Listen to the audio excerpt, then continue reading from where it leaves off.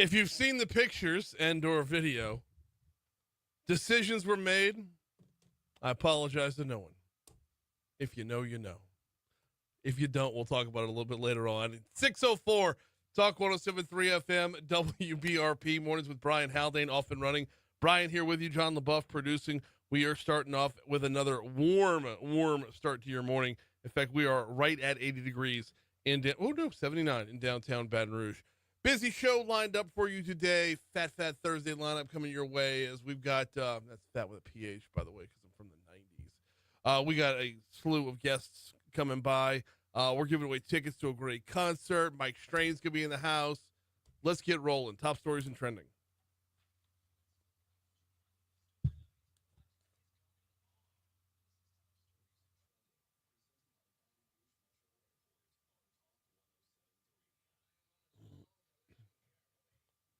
Number 5. East Baton Rouge Metro Council voted on July 23rd to approve a new ordinance that looks to curb an uptick in liquor sales to those who are under the age of 21. The ordinance is broken into two sections, one for guidance when someone is between the ages of 18 to 20, another covering those even younger. Both sections show a significant increase in fines. Number 4. Number 4, as part of a new initiative called Second Shift, the Louisiana Department of Children and Family Services is hiring over 50 Child Protective Services investigators.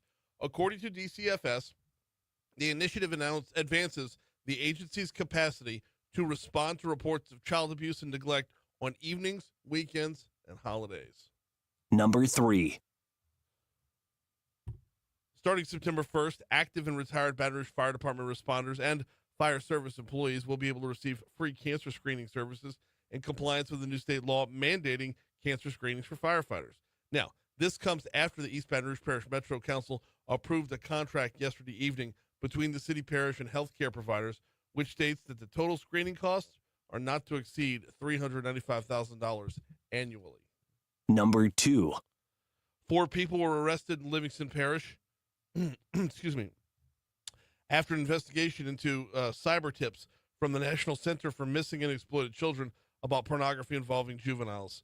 30-year-old Justin Baham from Holden, 27-year-old Connor Teague from Denham Springs, 62-year-old Stephen Averett from Denham Springs, and 17-year-old Christian Cotton from Denham were all picked up on numerous and varied charges. Number 1. Keeping it in Livingston Parish, deputies arrested a man following a road rage shooting on I-12 at the Holden exit Wednesday evening. Deputies said 31-year-old Trent Matthews fired multiple rounds from his handgun at the exit ramp around 5 p.m. before tossing the gun from the vehicle, resulting in the glass of the victim's window being shattered. No one was injured. Matthews was booked for attempted second-degree murder, illegal use of weapons from a roadway, obstruction, aggravated damage to property, and driving under the influence.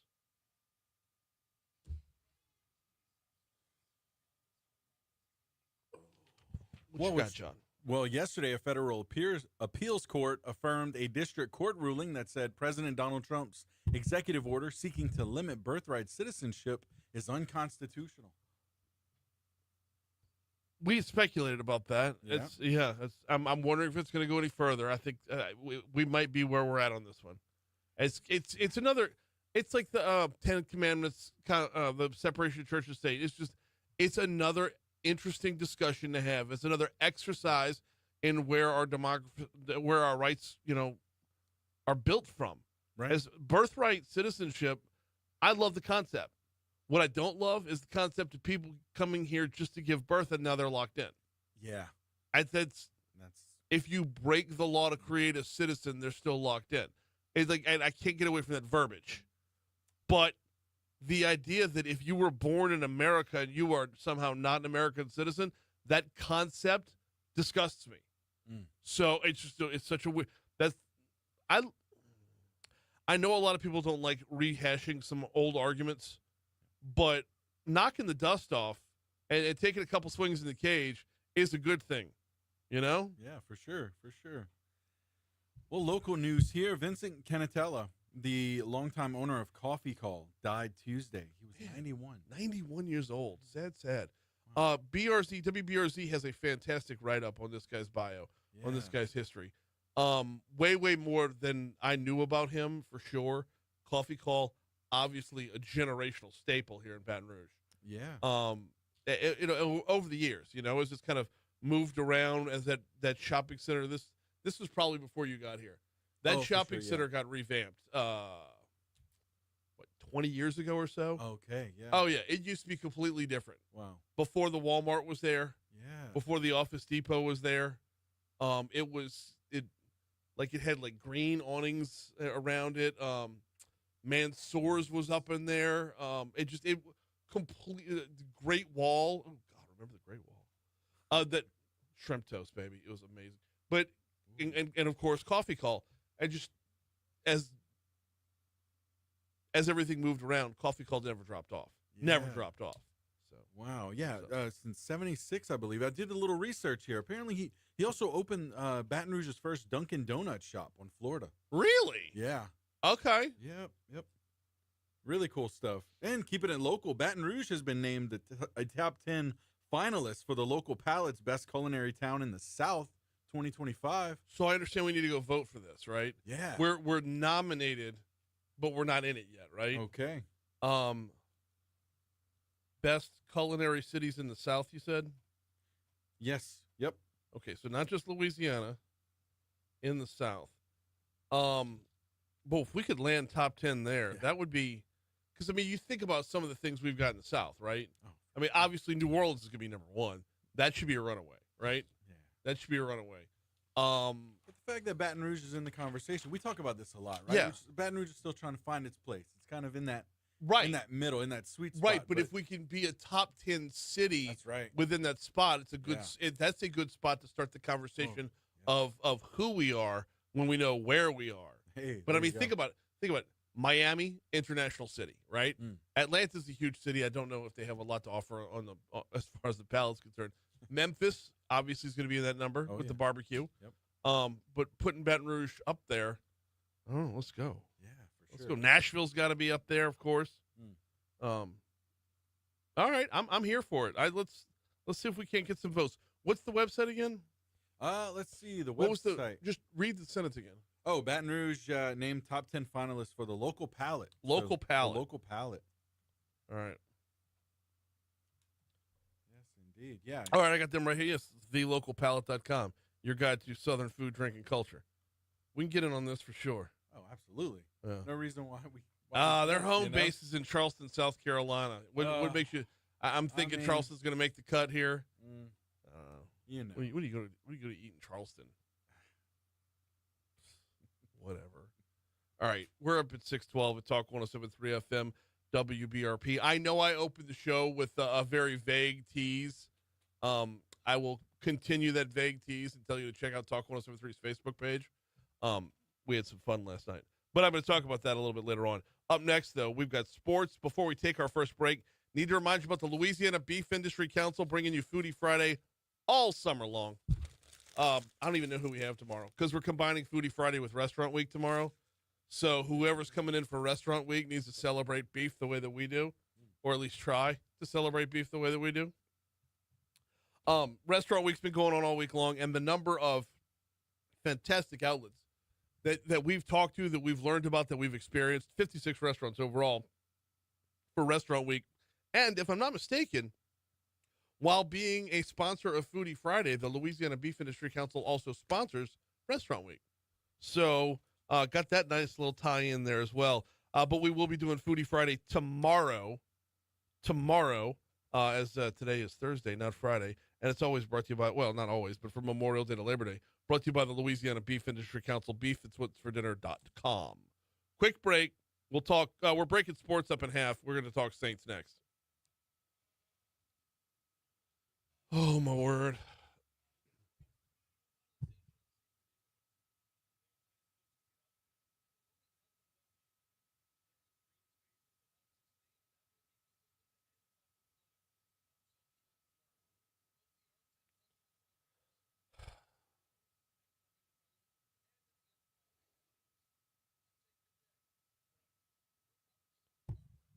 Anybody up yet? Anybody in yet?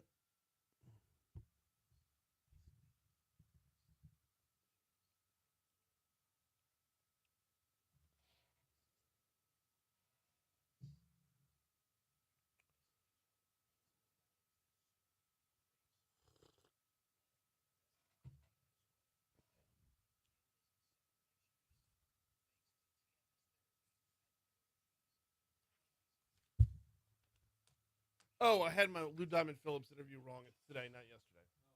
And I told Adeline not to come in today because I'm getting everything ready today to leave tomorrow. So, Okay, yeah. The RV trip, I want to be out of here right after the show tomorrow, which means all my normal Friday stuff has to be done today. Okay. Good morning, gentlemen. How's it going? Good stuff. Hey, good morning. How you doing? The third. Yeah. Nice. Give me through this segment, then I'll move over for ours. Mm. Sounds good. Late night. Yeah. Nice outfit. Thank you. I know, right? Jeez. Decisions were made, huh? I apologize to no one.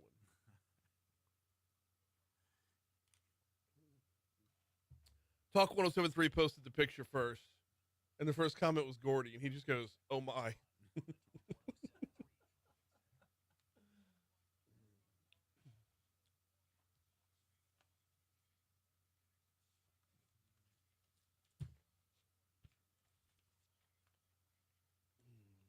Oh, I watched the movie now. I've seen it at 2, the Lou Diamond Phillips movie, Oh, yeah. and it is strange. I don't know I don't know what angle I'm gonna have in this interview because the movie is he is this play director for some local theater troupe, and he just loses his mind and starts killing is putting on a performance of Julius Caesar, Yeah. and he loses his mind and starts killing his cast. It's really really weird. That sounds really weird. Yeah. But he's so good. Yeah.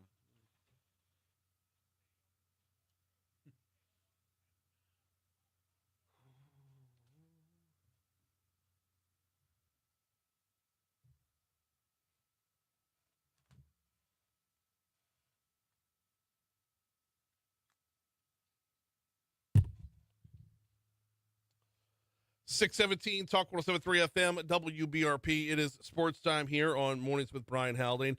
Brian Kelly was the guest at the Rotary Club yesterday. We'll get into that in our next segment. Right now, though, training camp got underway. Practice got underway at training camp for the Saints yesterday for the new regime. You got Kellen Moore coming in. You got, Spencer Rattler actually took first-team reps at quarterback, pushing Tyler Shuck back to second team. So, everything's underway. It's off and running, and there's going to be so much movement right now. So many unanswered questions heading into the preseason. For example, who's going to land that quarterback spot? That's one question to be answered. Running back Alvin Kamara says, no matter how many unanswered questions there are, you're starting fresh every year. We have to build. We have to earn the respect of each other. We have to earn the respect of these coaches. Get back the respect of these fans, and shoot, on Sunday it'll take care of itself. I think we got talent. Guys around here played a lot of football, and we just got to get our vibe back, man. We just got to get our spark back. One of the things that a lot of folks are actually looking forward to here, aside from unanswered questions, is the move on the defensive side. When Kellen Moore comes in, he brings in new defensive coordinator Brandon Staley. Staley is bringing a new scheme overall to the Saints after 10 years of Dennis Allen-led, defenses. Veteran linebacker Demario Davis says this is going to be effective. I think if you're a real dog, it's easy to buy into his system.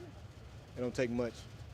He one of them real ones, and he's had multiple top number one defenses in the league, and in a relatively short time. And I think it speaks to itself. Now, flipping around to a 3-4 front is going to be a pretty big difference. That could mean defensive tackle Brian Brzee lining up on the edge. Defensive end Chase Young basically is more of a linebacker. That new scheme, along with rookie and veteran off-season additions, has defensive end Cameron Jordan feeling confident. I'm not going to lie to you. I can't wait till we put pads on. I wish I could give you more because I'm psyched up already. I'm just like, man, if we hit pads on and everybody's doing what I think they're doing, we're going to be okay on defense. I like that. It is impossible to listen to Cam Jordan and not be fired up. He brings with him a level of confidence, a level of swagger, a level of intellect that lets you know there's more than just confidence and swagger there. God, I love me some Cam Jordan. Of course, you're going to have to, the Saints made a few more moves yesterday in the wake of Tyrann Mathieu's retirement. We'll talk about that in just a second. We do need to stay on time. Here's the Fox Business Report.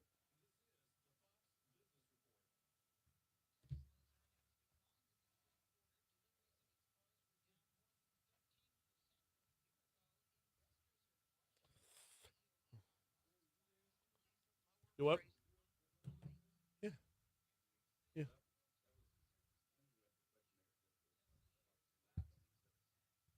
About what?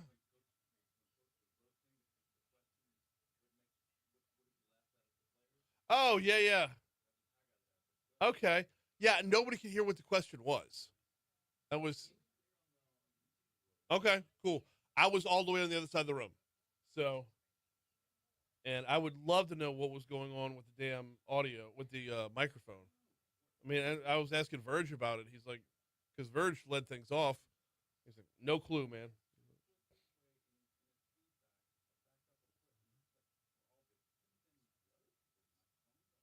No, it's not going to be the other microphone. So,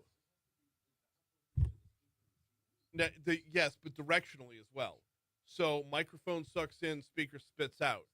If microphone sucks in what speaker is spitting out, that's where feedback happens. So, none of the microphones on the podium were the problem. Where were the speakers? In the ceiling. Then that should never happen.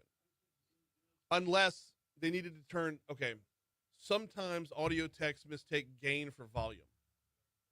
If you have too much gain, that's not controlling what's going out, it's controlling what's coming in. Too much gain will cause that all the time, too.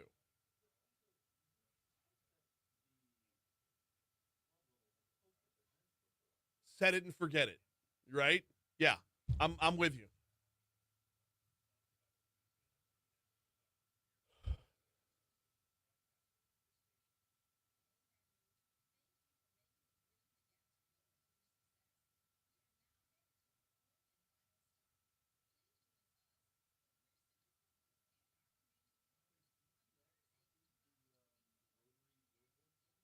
That's so kind of. When they launched their DC service, they made a few of those to and they were sponsoring the show at the time. So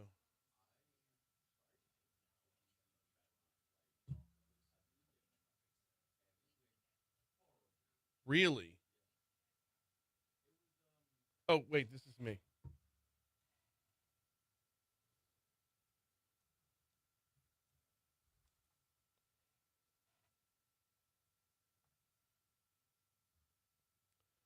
Starting you off on I-12 westbound coming in from Livingston Parish, as we often do. It's looking good right now. In fact, you're going to find a little bit of volume on 12 westbound as you approach O'Neill, but that's really it on 12 west. Everything else is smooth sailing. 10 west is smooth sailing unless there's an accident, so we're good there. After the merge, we're good all the way through the heart of the city in both directions. Flipping it around to 10 eastbound coming in from West Baton Rouge Parish is golden. I'm looking at, oh, wait, hang on a second. You know what? I-10 westbound near the 110 split. I'm showing there's an accident on the board, but it's already been pushed off the roadway. So there's no delays as a result of it, no added volume as a result of it, but it is on the board. So that might cause some problems as the morning wears on. But that's really the only thing going on the interstate. In fact, that's really the only thing going on at all right now. Surface streets, there's only one accident to look out for. Chippewa, Ontario, but that's not a whole lot of people's morning commute. So you're looking good from the Talk 107.3 Traffic Center.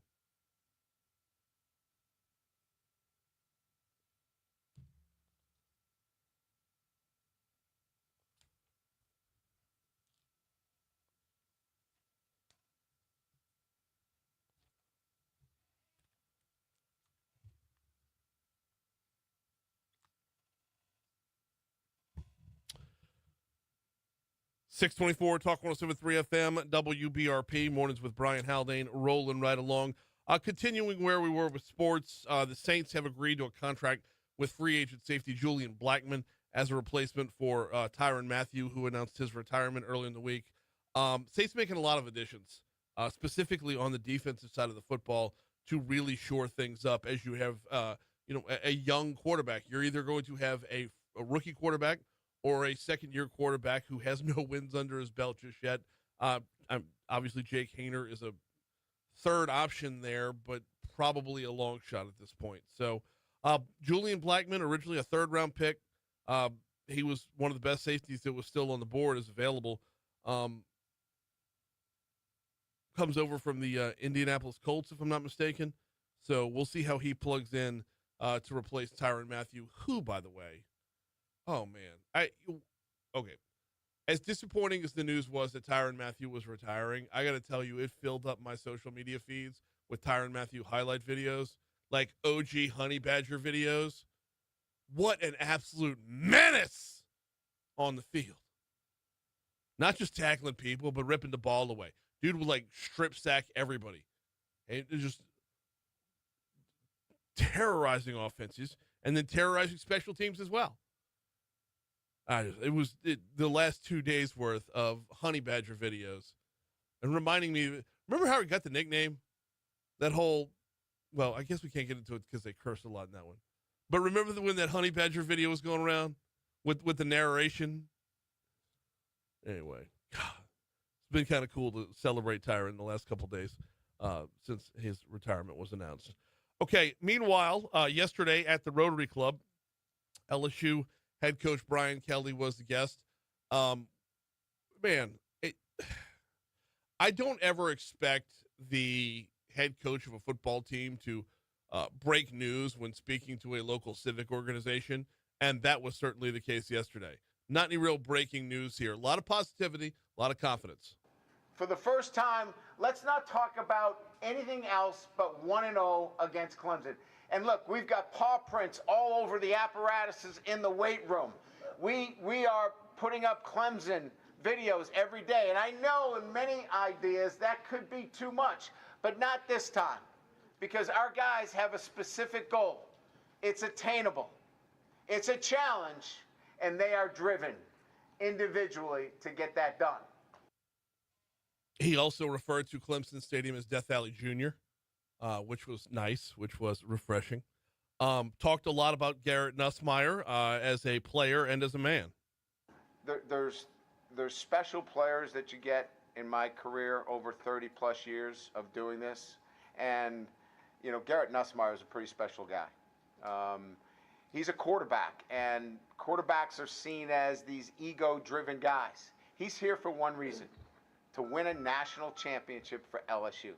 And that's how he lives his life. Like, he's other-centered. He's thinking of others all the time. So when your quarterback and your leader is that kind of guy, you can go into the seat and feel, you know what? We're in pretty good hands tonight. Let's go play. Let's make sure we got a couple of breaks, go our way, you know, and call it a day. I like that he talks about him from a leadership standpoint and not from a statistical standpoint, because the stats are already there. They're in ink.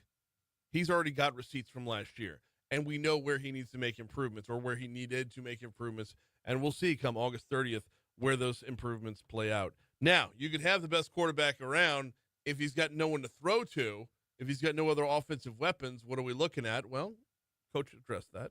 I think the depth at that position is outstanding. Aaron Anderson was an electric player for us last year. He returns. Chris Hilton, who came on at the end of the year, is healthy and strong, and he provides great speed, the ability to challenge any SEC backfield. Xavier Thomas is back, who had a nice year for us as well. Nick Anderson comes in from Oklahoma. Barian Brown, who leads the SEC all-time for kickoff returns for a touchdown, is going to be able to step into a role for us as well. So there's a number of receivers.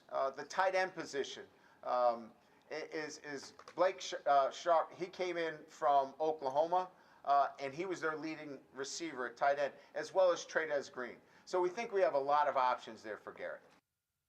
And that's not to mention, you know, throwing the ball out of the backfield as well. So a lot of good stuff, a lot of reasons to be positive as camp will convene next week. We got 1 minute until we got a break for news, traffic, weather. On the backside of that, we got a couple of Haggai's in for Cup of Tech Gumbo. Did want to give a big shout out to the Baton Rouge Children's Advocacy Center. They held their celebrity waiter event last night. I got to be one of the celebrity waiters. I love this event so much every year. They put on a different theme every year. Last night's theme was disco, and for the first time ever, I embraced the theme. If you want to see pictures, they're on Talk 1073's Facebook page, which you should be there anyway to get in the chat for the show, which is always brought to you by Lake Urgent Care. But every year, we don't have totals yet, but every year they do such a fantastic job at the Children's Advocacy Center of raising money to be voices for those children who need them, voices for those children who don't have a voice when they're abused, neglected, just in a bad, bad way. So big shout out to the Baton Rouge Children's Advocacy Center. Thank you so much for including me in last night's event. Here's news.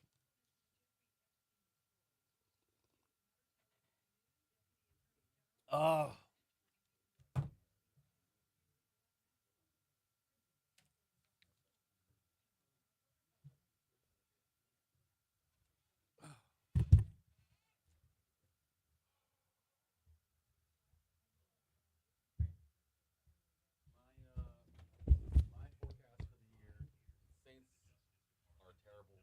End up with the #1 overall draft pick, and it ends up being Heisman Trophy winner Garrett Nussmeier. I would absolutely love to see that, except then we just wasted a second-round pick. Like, if that were going to be the way, then shouldn't we have drafted a different position this year to set up for that?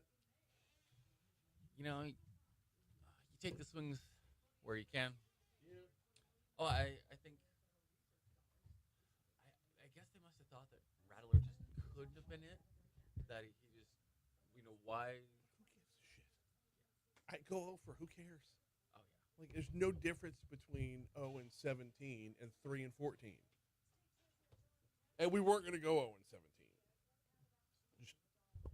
17. And I'm not giving up the ghost on Rattler, like as a quarterback. But I'm the only man on the island that says we did Derek Carr wrong. We brought Derek Carr into a situation where he had a shitty head coach who was defensive minded. You did not give him an offensive minded head coach. You had an offensive line that was a mash unit, could not protect him. He was on the run all the time, and he was throwing to wide receivers named Bub. Like, literally, Olave was out half the time. Shaheed was out half the time. They had 0 people for him to throw to. So if you've got a bad scheme, no protection, and nobody to throw to, but we blame everything on the quarterback for sucking.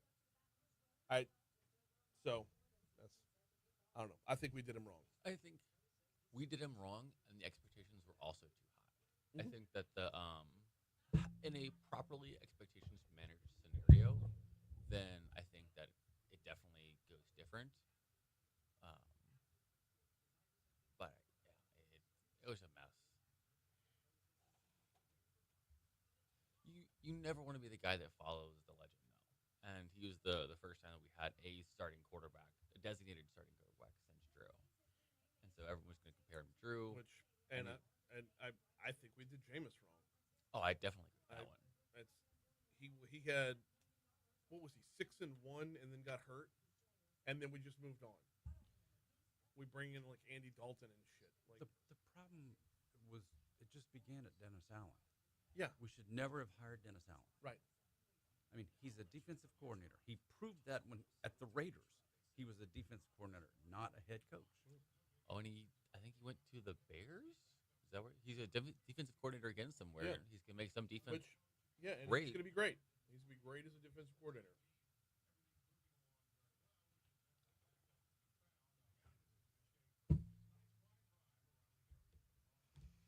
Remember, we're out next week. Hopefully, so am I. Good. I know I'm already taking Friday off. Betsy's going to fill in for me next Friday. I'm trying to take next Thursday off as well, just to have a day of rest.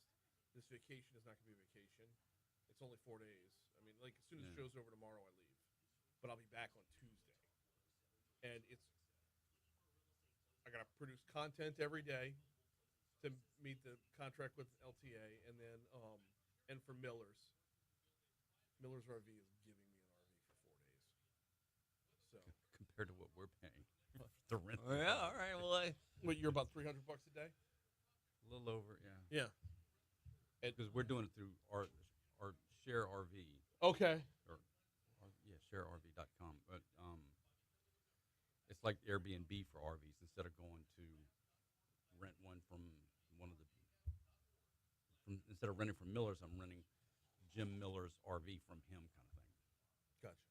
And It's like an Airbnb for RVs. exactly what it is. And so, yeah.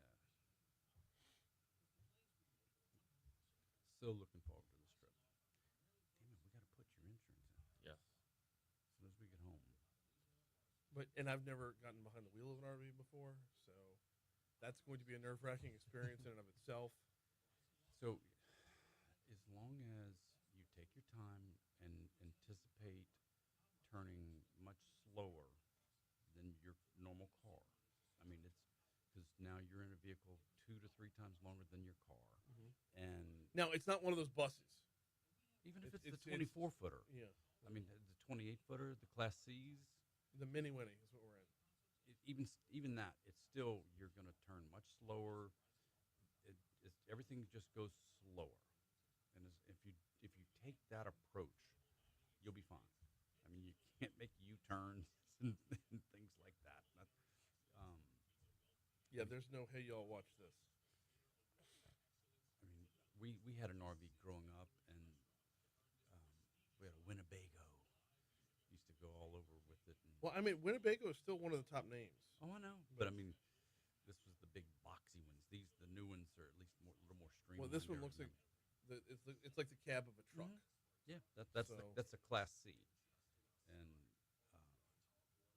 I drove one of those to San Antonio last year for a family reunion because we took my mom, and my mom has to stop to go to the bathroom every hour, and putting her in a car was going to be miserable. So I just rented one of those RVs, and she could go as we were going down the road. But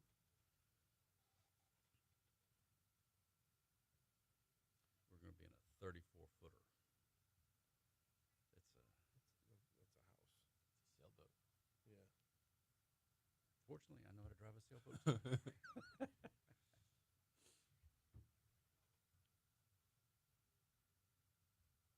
Oh, I gotta hop on Wildlife and Fisheries website to get a fishing license.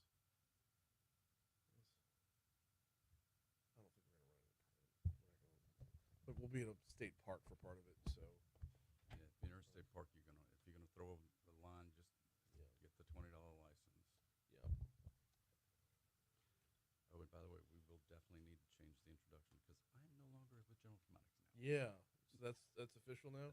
Yesterday was my last day. Oh shit. All right. It Well, doesn't matter today. I don't yeah, care. we've got 2 weeks to fix it. Yeah. Are we including the new employer as? Yes. Okay.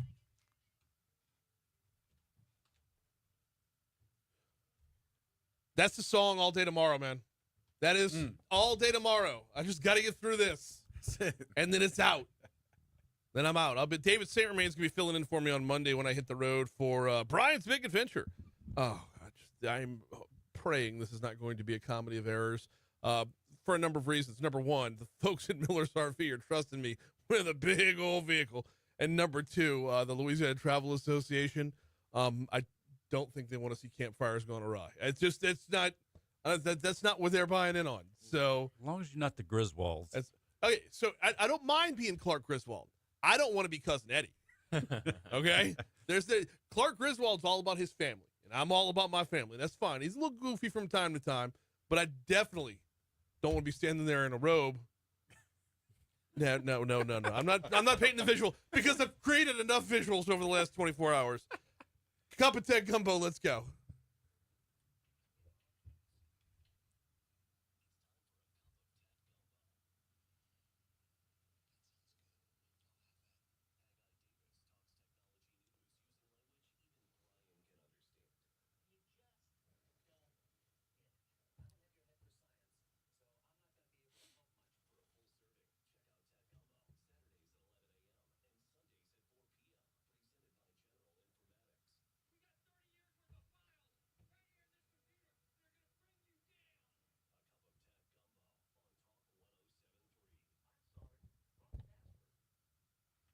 Got a pair of Haggai's in the house, fellas. What's going on?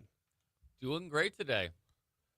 Haggai, how are you? I'm doing awesome. That's so apparently we're all gonna be RVing within the next. I'll be this weekend. Y'all be next weekend. This is a thing now. Yeah, but we're going to the Pacific Northwest to do it. Okay, well I'm going to Southeast Louisiana. I'm just heading down 12, and then up 21, I guess. Yeah, we're going to make the big loop through Washington, Idaho, Montana, go up into Gorgeous. British Columbia, Love it. Alberta, and back down to Seattle. How long before we get self-driving RVs? I'm so hesitant about this. Well, if you want something that can drive straight down the interstate, we can do that very easily. Okay. The problem is RVs spend a lot of time not on normal roads, Right. and so that's the place where ever is going to take a little bit longer. Yeah, getting the logistics of campgrounds mapped out. I don't know, deer darting out every so often. These are things that you can't write equations for. Yeah, but it can see the deer with the radar and lidar. That it'll know to, okay, I can either slow down or I'm just going to hit it, but I'm going to know what I hit. Mm-hmm. Yeah. Well, yeah. So, all right, let's move from a deer to an alligator. That'll jack you up quick. I'd still take the RV over the alligator. No, I'm gonna take the RV over the alligator. I just don't want to have to pick up the tab when I return it. That's Insurance is a good thing. no. Yeah, we're. Let's not scare Millers. They can still bail. I still want to do this. We got a lot of ground to cover here, but I want to start off with one of my favorite topics from my previous life. Before I was in radio, I worked in hotels. I worked in sales in hotels, and I love the concept of yield management. And one of the topics that was in the prep that you had sent over, Haggai, Delta moves towards eliminating set prices in favor of AI that determines how much you personally will pay for a ticket. I love everything about this. Give me the story. Go ahead. So the idea here is that, we've talked for a number of years about everyone online is collecting every piece of data about you that they can. Mm-hmm. And a lot of very smart people have spent a lot of time building these very complex models that will understand exactly to the dollar how much you are willing to pay. Right. And that if they can charge you a little bit more because they know how old you are, they know how much you make, they know where you live, they know where you're traveling, they know how much you want to go there, they know what your previous experience is, and they have all these different variables about you, they can be as precise as possible and charge you a price so you, Brian Haldane, would pay something different than me, Haggai the Third, different than something than Haggai the Second. Okay. So here's and it's not like they're going to charge for a flight to New York City and charge me $150 more than they would charge you. But if they can charge $3 to $5 more than that they would charge Haggai the Third or charge you across 1 million seats, that just get a few dollars more, that makes all the difference. And so it's about just slight margins of 3%. Okay, but when I go into the grocery store, they don't charge based off of how hungry I am. Yet. Oh, okay. All right. So, and I love the idea from the concept of managing flights, like managing, because, the number of people on the plane effect is combined with luggage, combined with fuel, combined with drag, like all of it. I love being able to manage that down to the penny. But, like, Haggai, let's say you and I are both flying from Baton Rouge to D.C., right? Okay. I'm going there to sign an advertising deal with a potential advertiser, and that deal's going to be worth $50,000. You're going there to sign a deal worth $500,000. Is this going to be able to make your flight more expensive because you stand more to gain? It's going to depend upon what information they're pulling exactly. If they can find that out about you, then they will be able to. So it would be things like maybe they don't know like the size of the contract that I'm going to sign, but maybe they know it's a business trip. Yeah. And so those types of things would usually point to the fact that it's a more valuable trip than if I'm just going to hang out in D.C., well, then I don't need that same expensive flight.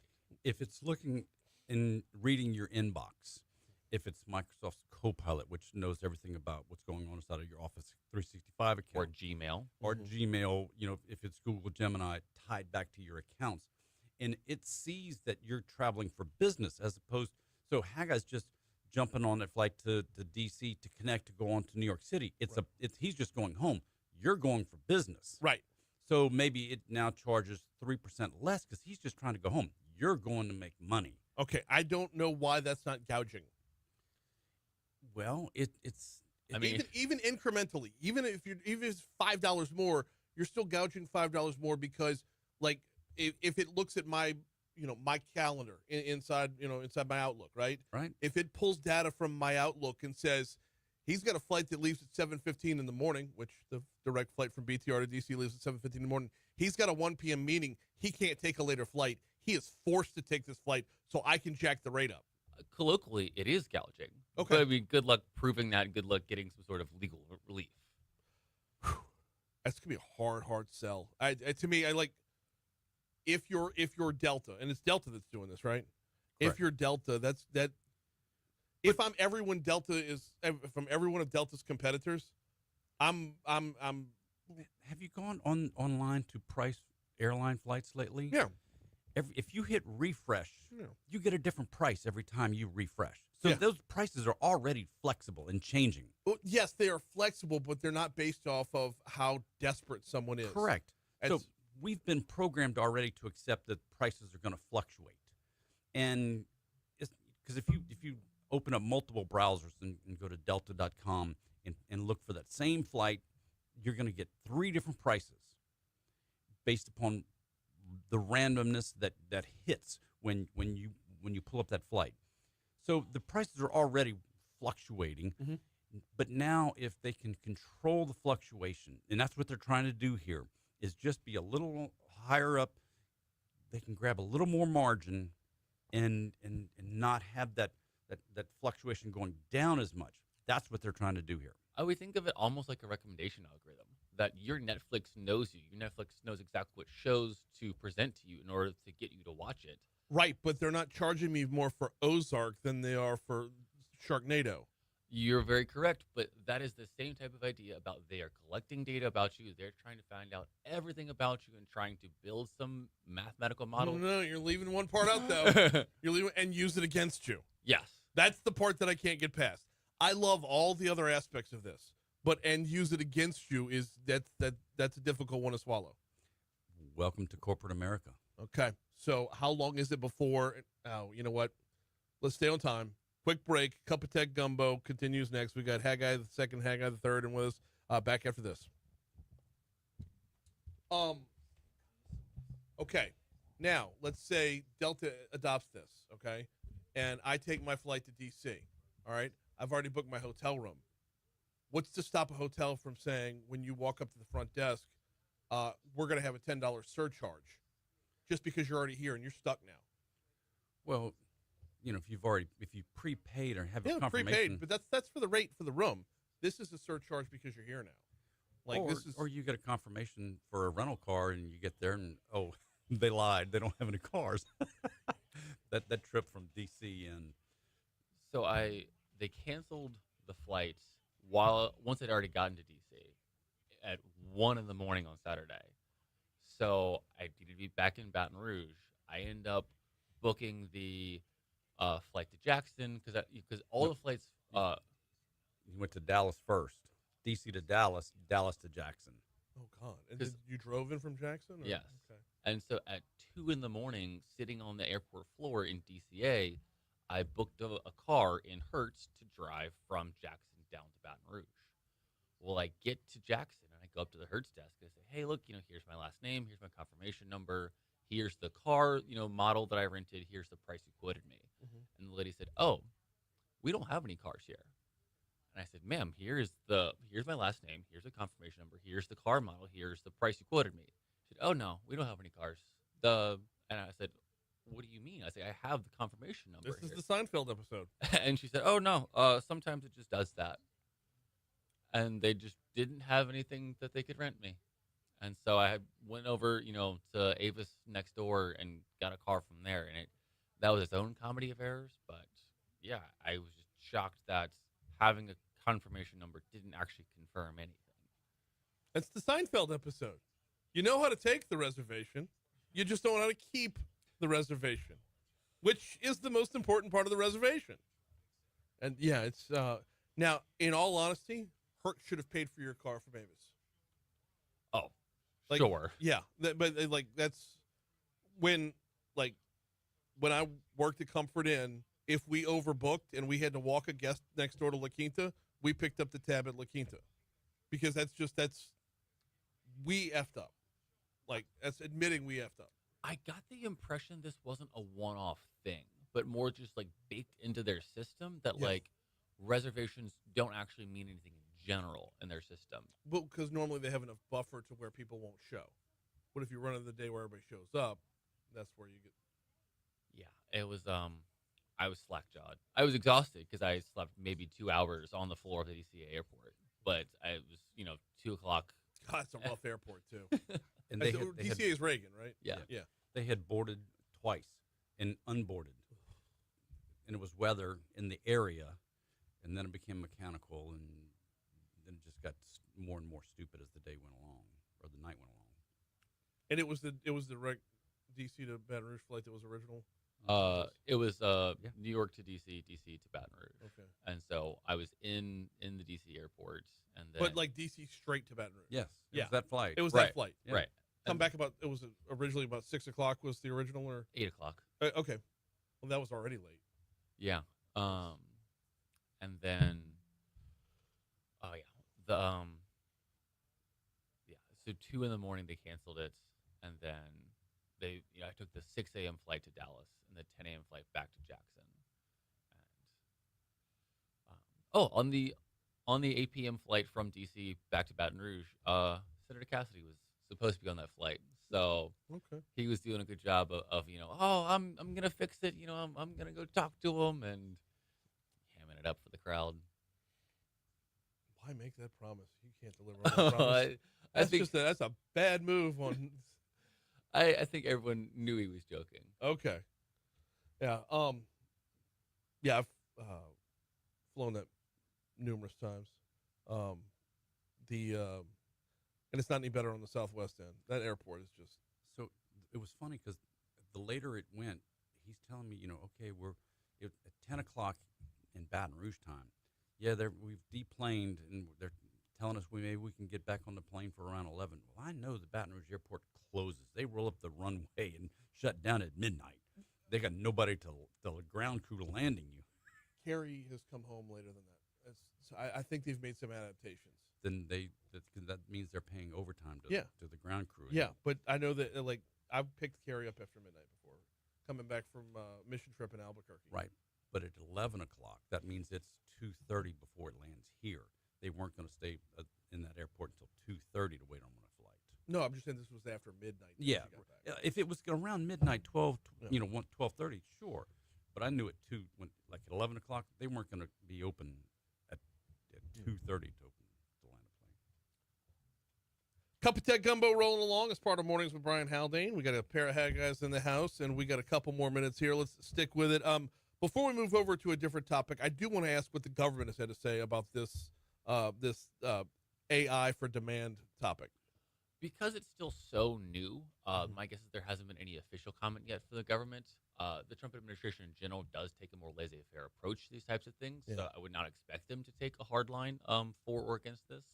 It's something that we're probably going to see a lot of these types of demand-responsive AI algorithms across a number of industries, but just airline is so specific, it's so visible, that's why we talked about it here. Might be asking you one more that doesn't have an answer yet, but does this affect just booking through Delta, or does this affect all the Priceline.coms type websites? Well, all those different places get their prices from Delta. Right, but they're a third party, so they'll have your information. How far is your information going? Well, it depends on how good the algorithms are and how much information they're buying to get all of those input values. Yeah, the concept fascinates me. The discussion fascinates me. Seeing this play out in real life is going to take it's going to take a lot to get past the people end of it for sure. Oh yeah. Pivoting topics real quick. Want to go all the way back up to the top of the page here, which I'm scrolling. Let me get to it and talk about more of a laissez-faire attitude. Republican-led FCC moves to kill gigabit broadband speed goal. What's this about? So what they're trying to do is say that they're defining the term broadband. Mm-hmm. So currently, the term broadband refers to anything 100 megabits of throughput or faster. Well, the FCC wants to say the minimum standard for broadband is 1 gigabit of throughput, which is way more than most everybody has right now. I mean, and they're saying to go to that for cable companies or for the land-based, terrestrial-based ISPs, that's not fair. it makes it so much easier for Starlink because they can get to a gigabit a whole lot quicker and easier than the terrestrial base. Mm-hmm. So they're pushing back, saying, "Wait a minute, that's not a fair thing to go to a full gigabit for the minimum standard of broadband yet." Part of the reason why this matters is that the term broadband isn't just a fun term. There's actually a lot of things attached to this. There's a lot of funding attached to this. There's a lot of laws attached to being able to provide a broadband standard. And so that's why this definition matters.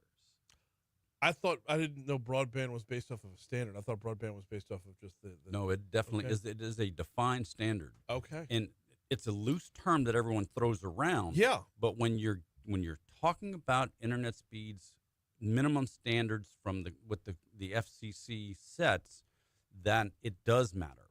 And like Vineeth Eingar over, trying to do, when they're running broadband around right now, they have to get to a minimum of 100 megabits of throughput. Well, they're putting fiber in everywhere, so you can get there. Right. To get to gigabit speeds, now that also requires additional hardware that has much faster throughput inside your home or your business. Because if you just go down to the store, if you've had a Wi-Fi router at the house that's 6 or 7 years old, you're not getting broadband. You're not getting a gigabit speed through that. Let me ask you this question, and you know where I'm going with this, Haggai, is that I always come around to the question of how fast is too fast. Is this something we need? This is something where I am actually pretty sympathetic towards that. If, Netflix is maybe 5 megs per second, and that's, the 1K. Maybe if you start to pull front in 4K, that's maybe 10 megs. And so if you have 2 or 3 people watching different Netflix streams, and you have someone else downloading a movie, and you have someone else doing something else, you could probably reasonably get up to 250 megs. But like 1 gig is just a lot, and most people don't push that in their homes. Right. It gets more to, it's not about how much bandwidth is coming into the house. It's the hardware inside your house that then splits up that bandwidth. So if you've got 5 people living in your house, if you're on a Teams meeting, your wife is on a Zoom call, your oldest is watching a Netflix movie, youngest is or middle one's watching a basketball game online, and the little one's watching something else. All of that streaming now is really putting a lot of stress on your Wi-Fi router at the house. You may have a gigabit of speed coming through, but if your router only has 250 megabits total capacity to allow it to go through, right, you've got a bottleneck there, and the bottleneck is on the router, not the bandwidth coming to the house. Wait, so this is going to be all new routers for everybody too? Absolutely. It's something wherever you think about it as a pipe. You can have a 12-foot pipe that is in the roadway, but if the faucet in your bathroom only has a 1-inch pipe, then it doesn't matter what's in that roadway. Right. Yeah, and that brings it back around to the question I always ask is how much pipe do we actually need? Like where we're at right now, I don't have any problem with my Netflix. I don't have any problem with my internet speed. Like we could all be watching something. And by the way, I don't think watching is a necessity, but that's a whole other discussion. We could all be watching something and nobody's hurting right now. So at my house, I've got 500 down and 50 up speeds. Mhm. But I usually get somewhere around 300 total throughput. Well, when I'm sitting there on a Teams meeting, my wife's working out of the other bedroom, and she's doing her meetings online, and then the youngest one's doing something. We can choke that bandwidth down real fast. And that's just 3 of us in the house. And so, yes, it depends. And my router is probably 4 years old and needs to be changed out to get to the newest technology. yeah, even still though, you're talking about tripling what you use.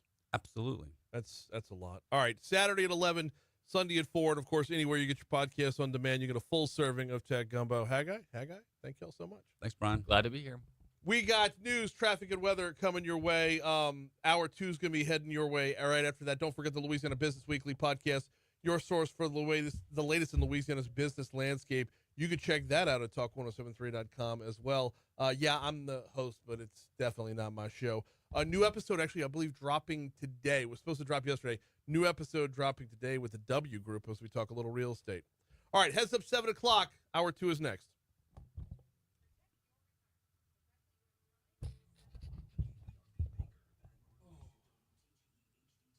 Y'all have fun.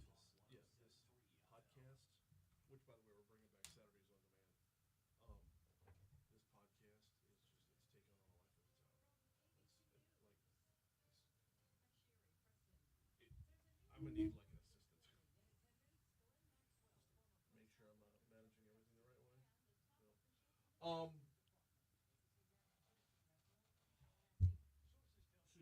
so your trip ended up being like a full on second day before you got here. How long was the drive from Jackson?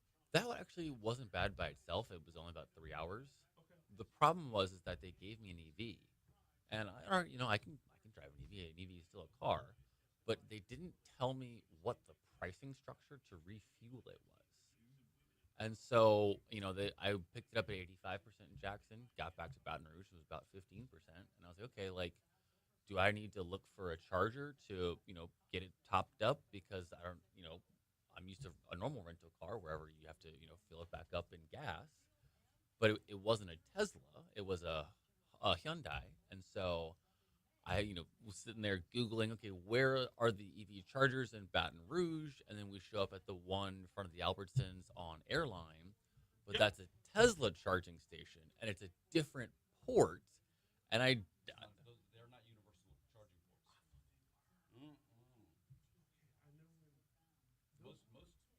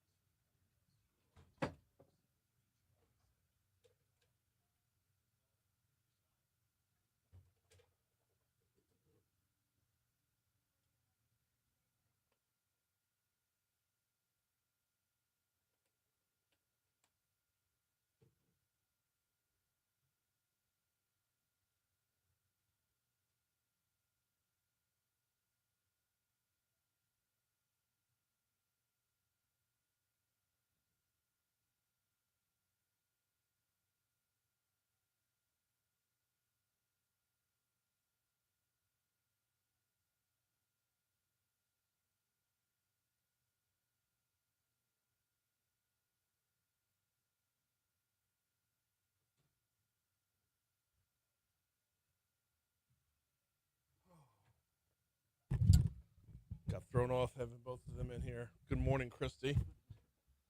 Move over to another chair and everything. That's good stuff, though.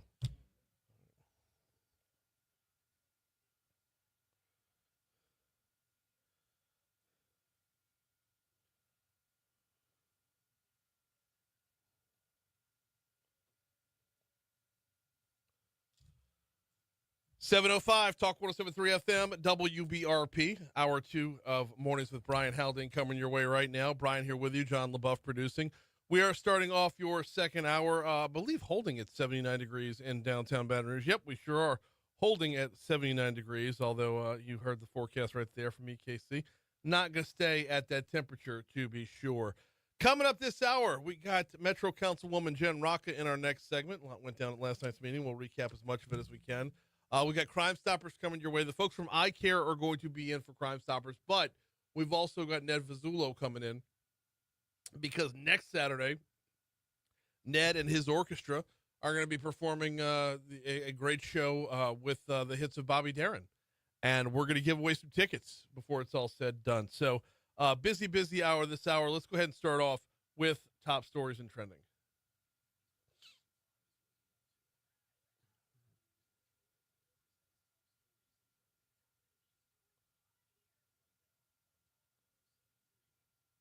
Number 5.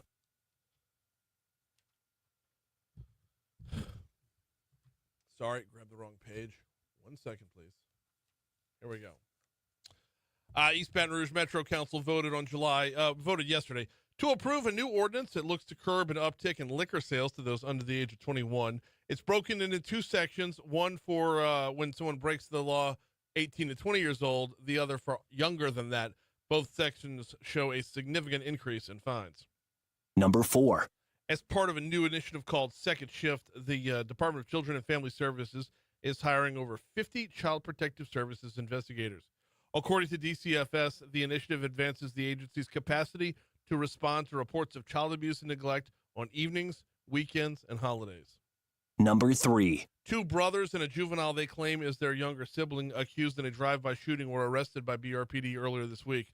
According to arrest records, an Autumn Blossom Drive apartment and a car were shot at multiple times by the occupants of a car on Tuesday night. After the shooting, witnesses said they watched the car speed off. Well, 3 males, later identified as 18-year-old Xavion Thomas, 21-year-old Javion Brown, and an unnamed boy exited the vehicle. That's who was picked up. Number 2. Starting September 1st, active and retired Baton Rouge Fire Department responders and fire service employees will be able to receive free cancer screening services in compliance with the new state law mandating cancer screenings for firefighters. This comes after the East Baton Rouge Metro Council approved a contract yesterday evening between the city, parish, and healthcare providers, which states that the total screening costs are not to exceed $395,000 annually. Number 1. 4 people were arrested in Livingston Parish after investigating into cyber tips from the National Center for Missing and Exploited Children about pornography involving juveniles. Deputies picked up 30-year-old Justin Baham from Holden, 27-year-old Connor Teague from Denham, 62-year-old Stephen Averett from Denham, and 17-year-old Christian Cotton, also from Denham. They were all picked up on numerous and varied charges.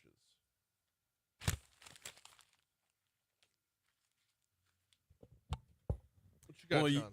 Well, yesterday, a federal appeals court affirmed a district court ruling that said President Donald Trump's executive order seeking to limit birthright citizenship is unconstitutional. We went round and round with it last hour. I see both sides of the argument here. The idea of being born in the United States and not being a citizen is just, to me, disgusting. But the flip side of that is breaking the law to make that happen. Right. Also feels wrong. Definitely. Right? Is, Or it also is wrong. I shouldn't say feels wrong. That is wrong. So there's 2 sides to every coin for sure. Absolutely. But seeing now an appeals court backing up a previous court, you kind of think that's the way it's going to roll. Indeed. Local news here: Vincent Canatella, the longtime owner of Coffee Call, died Tuesday. He was 91. 91 years old. Yeah. Quite the legacy too. Our news partners at WBRZ have a great write-up on him if you wanted to read more. Just Coffee Call's been just a multi-generational staple. So yeah, I didn't realize this, but Dunkin' Donuts University he attended in 1972. No kidding. And in between that time and opening Coffee Call in 1976, he opened Baton Rouge's first Dunkin' Donut shop on Florida Boulevard. Love that. Yeah, really good stuff. Where was the first Dunkin' on Florida? That's a good question. I'll have to do some research. I know where the more recent one was because they've got another donut shop there now. Yeah. Before it was a donut shop, I believe it was an Enterprise Rent-A-Car. Okay. But like where I don't know where the OG was way back in the day. Yeah, I'll have to look into that. Yeah. And keeping it local, Baton Rouge has been named a top 10 finalist for the Local Palate's Best Culinary Town in the South 2025. All right, so and they need votes, right? We need votes. Yes, we need to indeed. drum this up here and make sure we stay in that top 10. Absolutely. So localpalate.com, I believe, is the website. I'll get the votes in there. So let me tell you, this magazine's based out of Charleston, South Carolina. So you know the deck is going to be stacked against us. It will. So we need to drum up votes. Absolutely. 7-Eleven, Talk 107.3 FM, WBRP. We're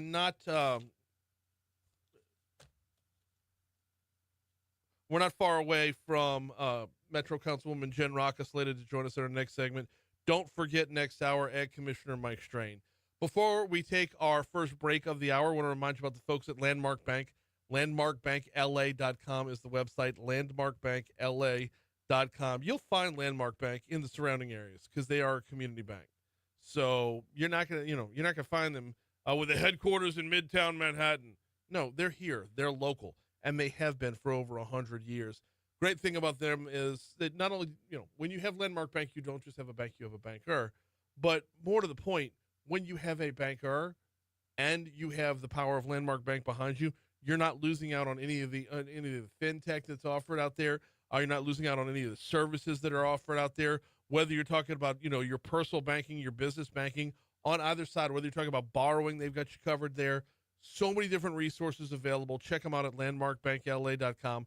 And, of course, hit on that About Us tab, and you'll find their different locations, hours, everything else, landmarkbankla.com. Hey, that shooting by Holden. We were by the Holden exit yesterday, and we were wondering why there were so many cops. And I just text Jamie. I'm like, oh yeah, I wanted to talk on that last hour, but I was like, yeah, apparently there was a shooting. Okay. Little road rage incident over there. Damn. Yeah, man, we were just like around that time, around like 5:30. Yeah, there were cops everywhere. We're like, what is going on? It's insane.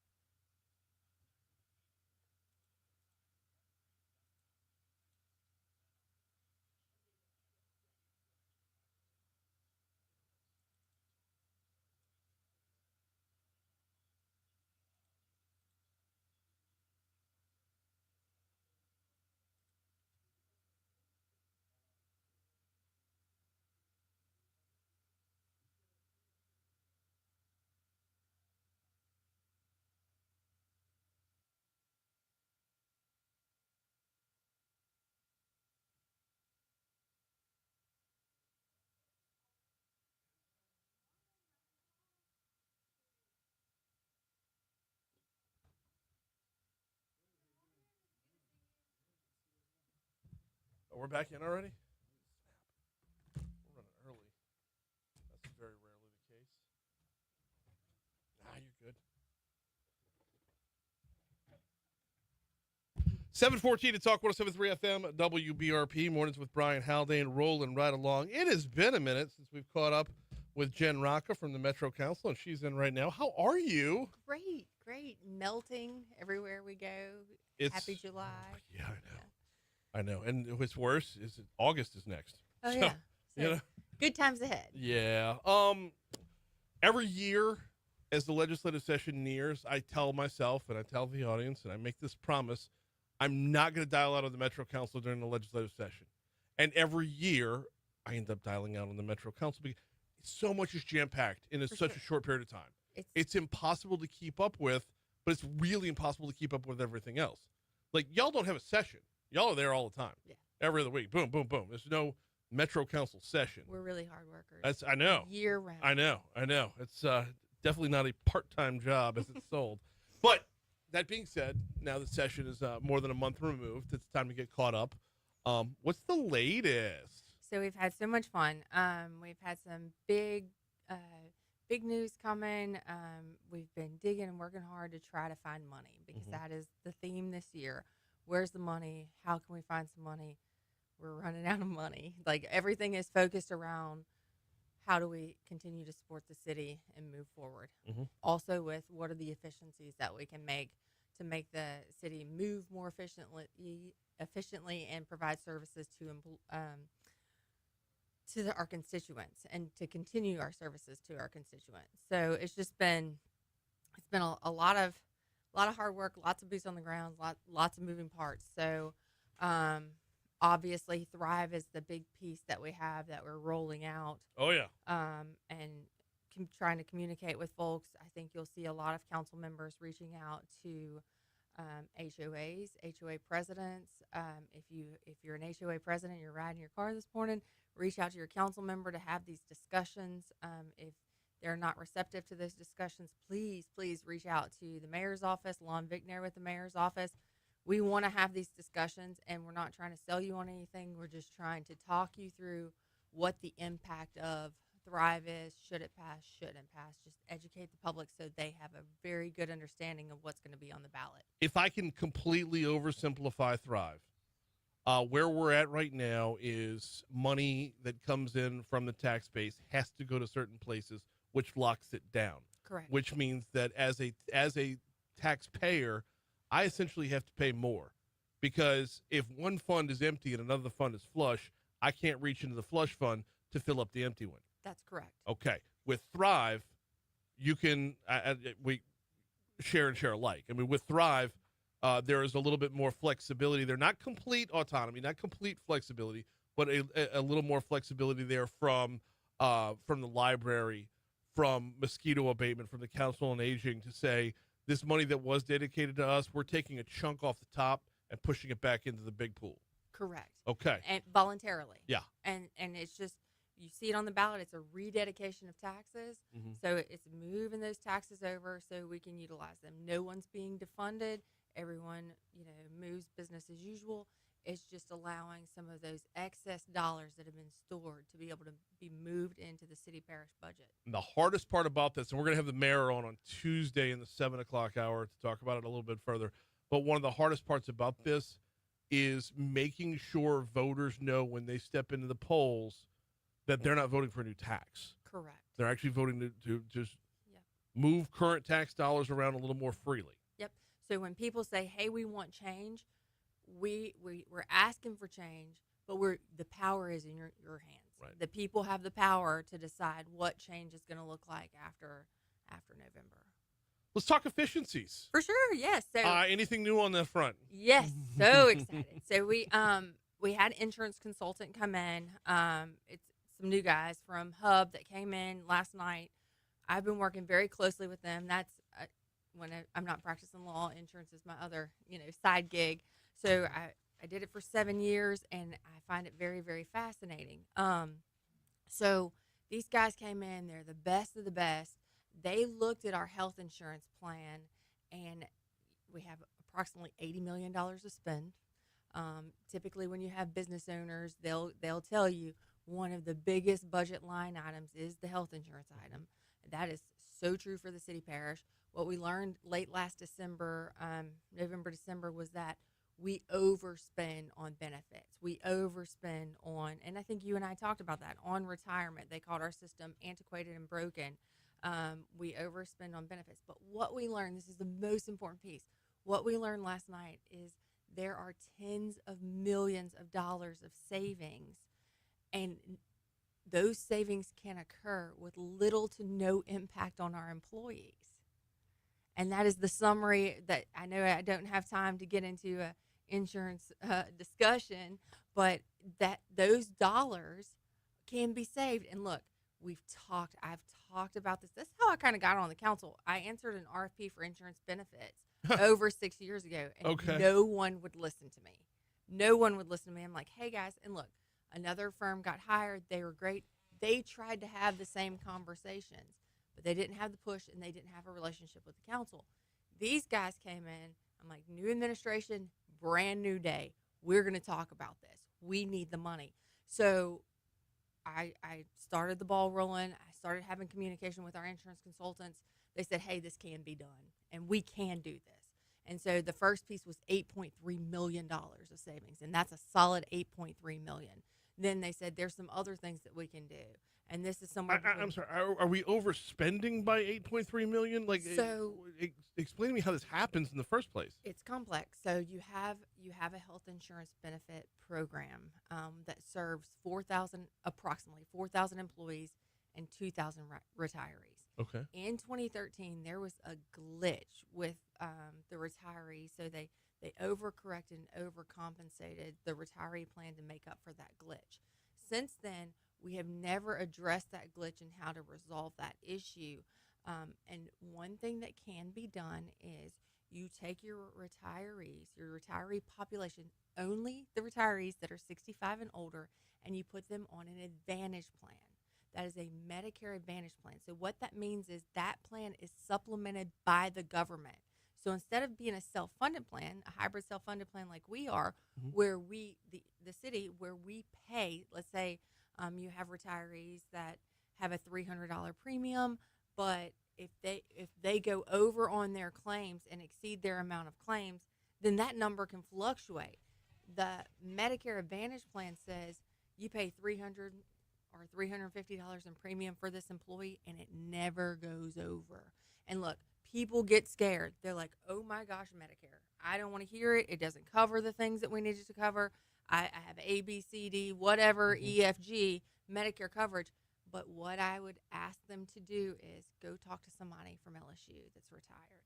Go ask them how their plan's going. Ask them how much money they've saved. And it's a very, very positive conversation to have. Other municipalities all over the state have moved to this because it's such a money-saving piece. And look, I had police officers and firemen call me or text me and say, hey, Jen, not cool. What's going on? What's going to happen to the retirees that are not 65 yet? And I have an answer for them. Nothing. Okay. Nothing.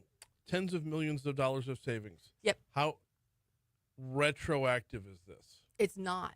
So we can start today. We start January 2026, and some of those things will be tapered. So there's some other pieces, the pharmacy benefit managers, carving out pharmacy, looking at talking to Blue Cross Blue Shield and talking about what the formulary looks like, what rebates are there, how that's calculated. All of those things are ways to get more money. Another thing that we talked about was a spousal incentive program. That one gets a little bit more complicated, and that one involves the employee more so than the other two that we previously mentioned. So basically what you're saying is our overall cost is going to go down, but there's no way to retrieve what has been overspent in the past. No, there's no way. And look, that's why we jump up and down. We have conversations about, hey, we need change. People are scared of change. No, I understand and that. Look, but I've learned since being in government, people in Baton Rouge are no people. They're no. It's most of the time the no stems from the I don't know. Right. And that's the problem that we have. We say no, we don't want change, but it comes from us not listening or not studying or not doing the legwork to find out what the answer is. Well, and yeah, we've seen it time and again where something goes to the polls. I'll give you an example, not just Baton Rouge, but statewide.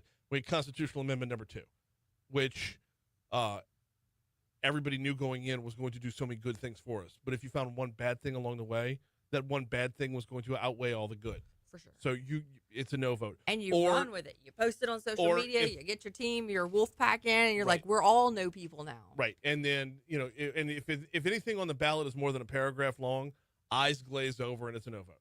For sure. So We learned that with the plan of government. Yep. And we still have folks, we still have them saying, why haven't you fixed this? Why are we doing things this way? I'm like, it was the plan of government. Well, that was too long. We didn't want to read that. Y'all didn't tell us. Well, we can't tell, like, you have to have some personal responsibility for your government. Like, you Right. have to have a genuine understanding. If you don't understand, we'd be happy to talk to you.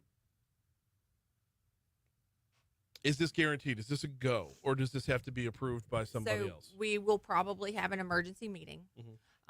And in that emergency meeting, we'll move forward and ask the mayor's office to move forward. Let me just say this.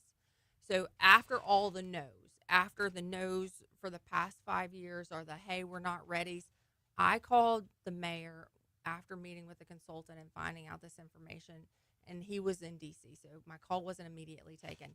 Okay. Mason Batts called me back immediately. They were at a dinner. They walked out, and they were a yes. They Okay. were an excited yes. They were, hey, we need the change. We need the money. Hey, it's so much better to look at what we can do with our benefits than cutting people in departments across the board.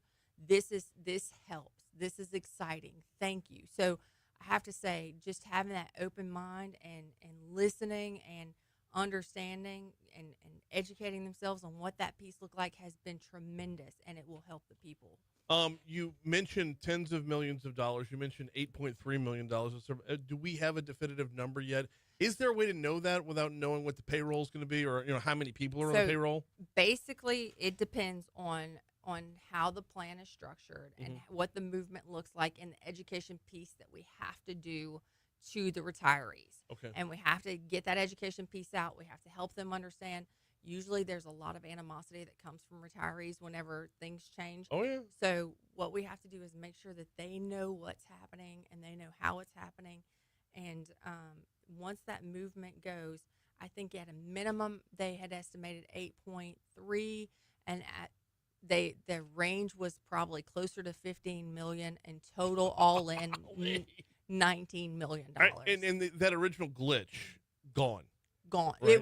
It will be remedied. Okay. Yes. All right. Yeah. So, I mean, we would hate to see this happen and like the glitch still be there. That Yeah, and reverts it look, back. it helped our employees. It helped our retirees. It was something that we had to overcorrect. But the way that it works now. Oh wait. Well, okay. So with the glitch, the money was still getting to the employees. Yes. Okay. I was under the impression it was like going back to the insurance companies. No.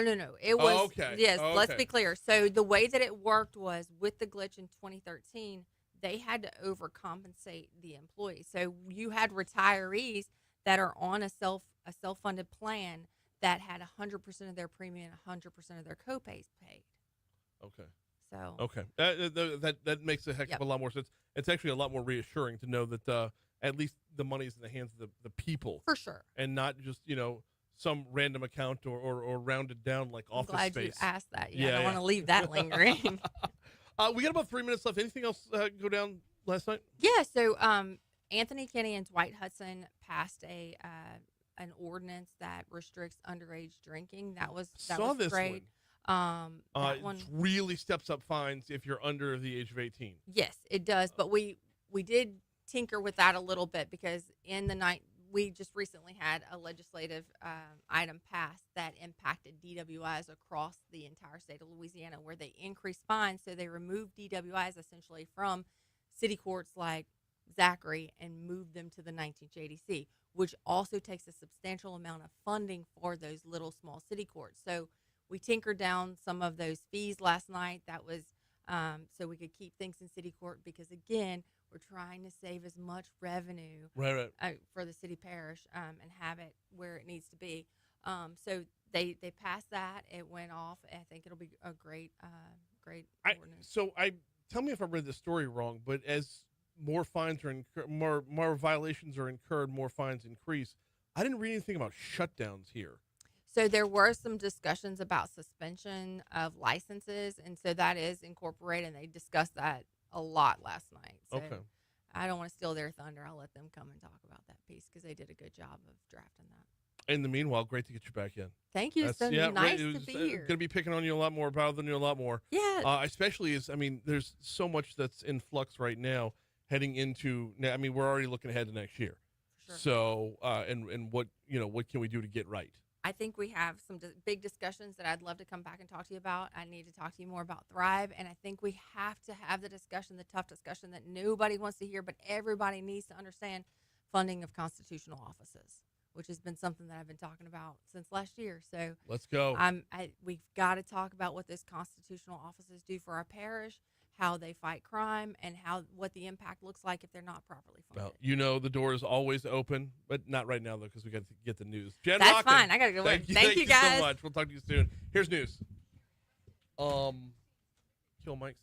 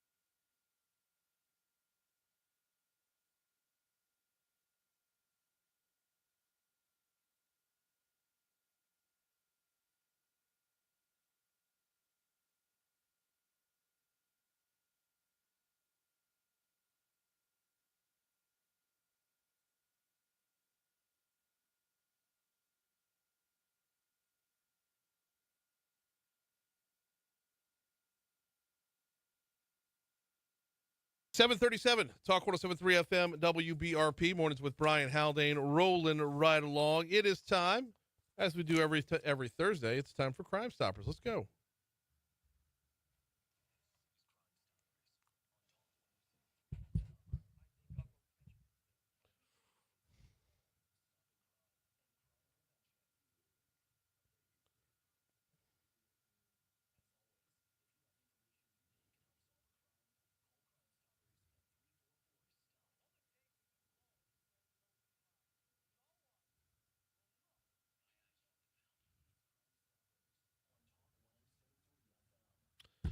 Yes, it's time for Crime Stoppers, and every so often we hand off Crime Stoppers to the folks over at iCare, and that's what we're doing today. Our guest today is Amanda Bidding, who has about 8,000 letters behind her name here within her title, but she basically heads up mental health over there within EBR. How are you this morning? Good. Thank you for having me, Brian. Glad to have you on here. The letters, of course, corresponding with degrees and whatnot. So, Yes, sir. the credentials that are behind the women, to be sure. So let's talk a little bit about that. Who you are, what you're doing. So, in simple terms, my name is Amanda Bidding. I'm a licensed clinical social worker. So, basically, I have a clinical license. I practice social work in Louisiana, and I work for East Baton Rouge Schools, the Mental Health Services Department. I'm a supervisor, and our department provides therapy to students in schools. Okay. We've got. I want to talk summer programming in a minute, but I want to talk because school's less than 3 weeks away. Actually, Yes, sir. it's 2 weeks from today, right? 2 weeks. I know. All right. I do want to talk summer programming in a minute, but as we get ready for school, what should parents be on the lookout for right now as school is approaching? Sure. Just getting into some healthy habits.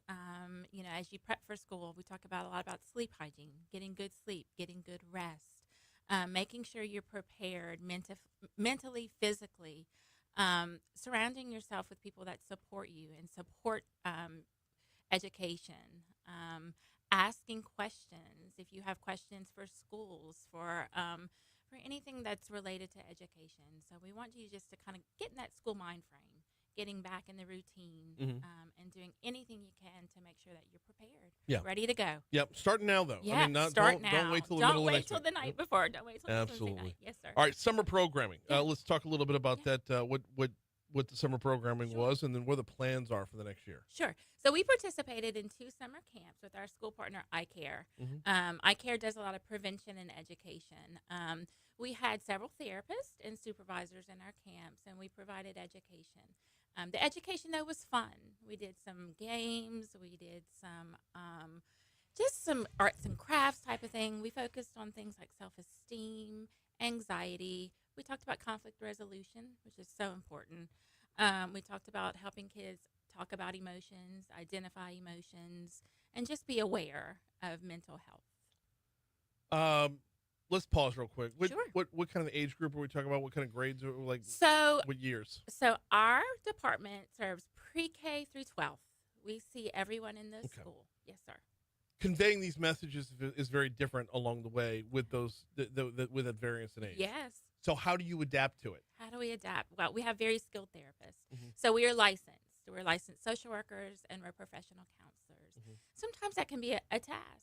But again, we use our training, we use our skills, we seek out education, continuing education, and we also use each other for support. Like I said, we have a wonderful team. We're 5 supervisors, we're a director.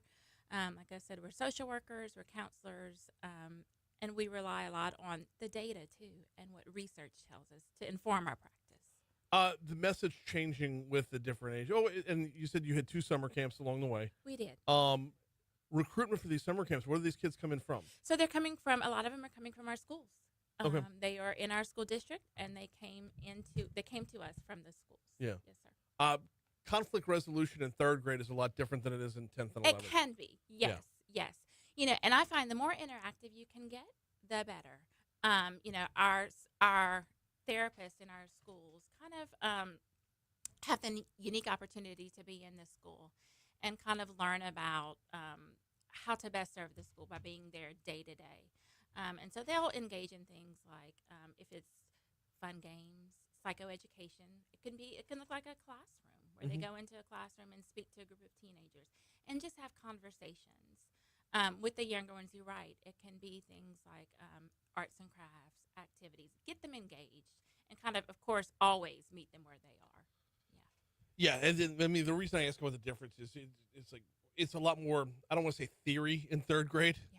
but by high school they've experienced fights. They've experienced probably seen somebody brandish a weapon at some point. So Just sad that to that realize really it. makes it real very fast. Yes. Okay, you mentioned data. Yes. Talk to me a little bit about the data from the services that y'all provided last year. Sure. So we are going into our 5th year.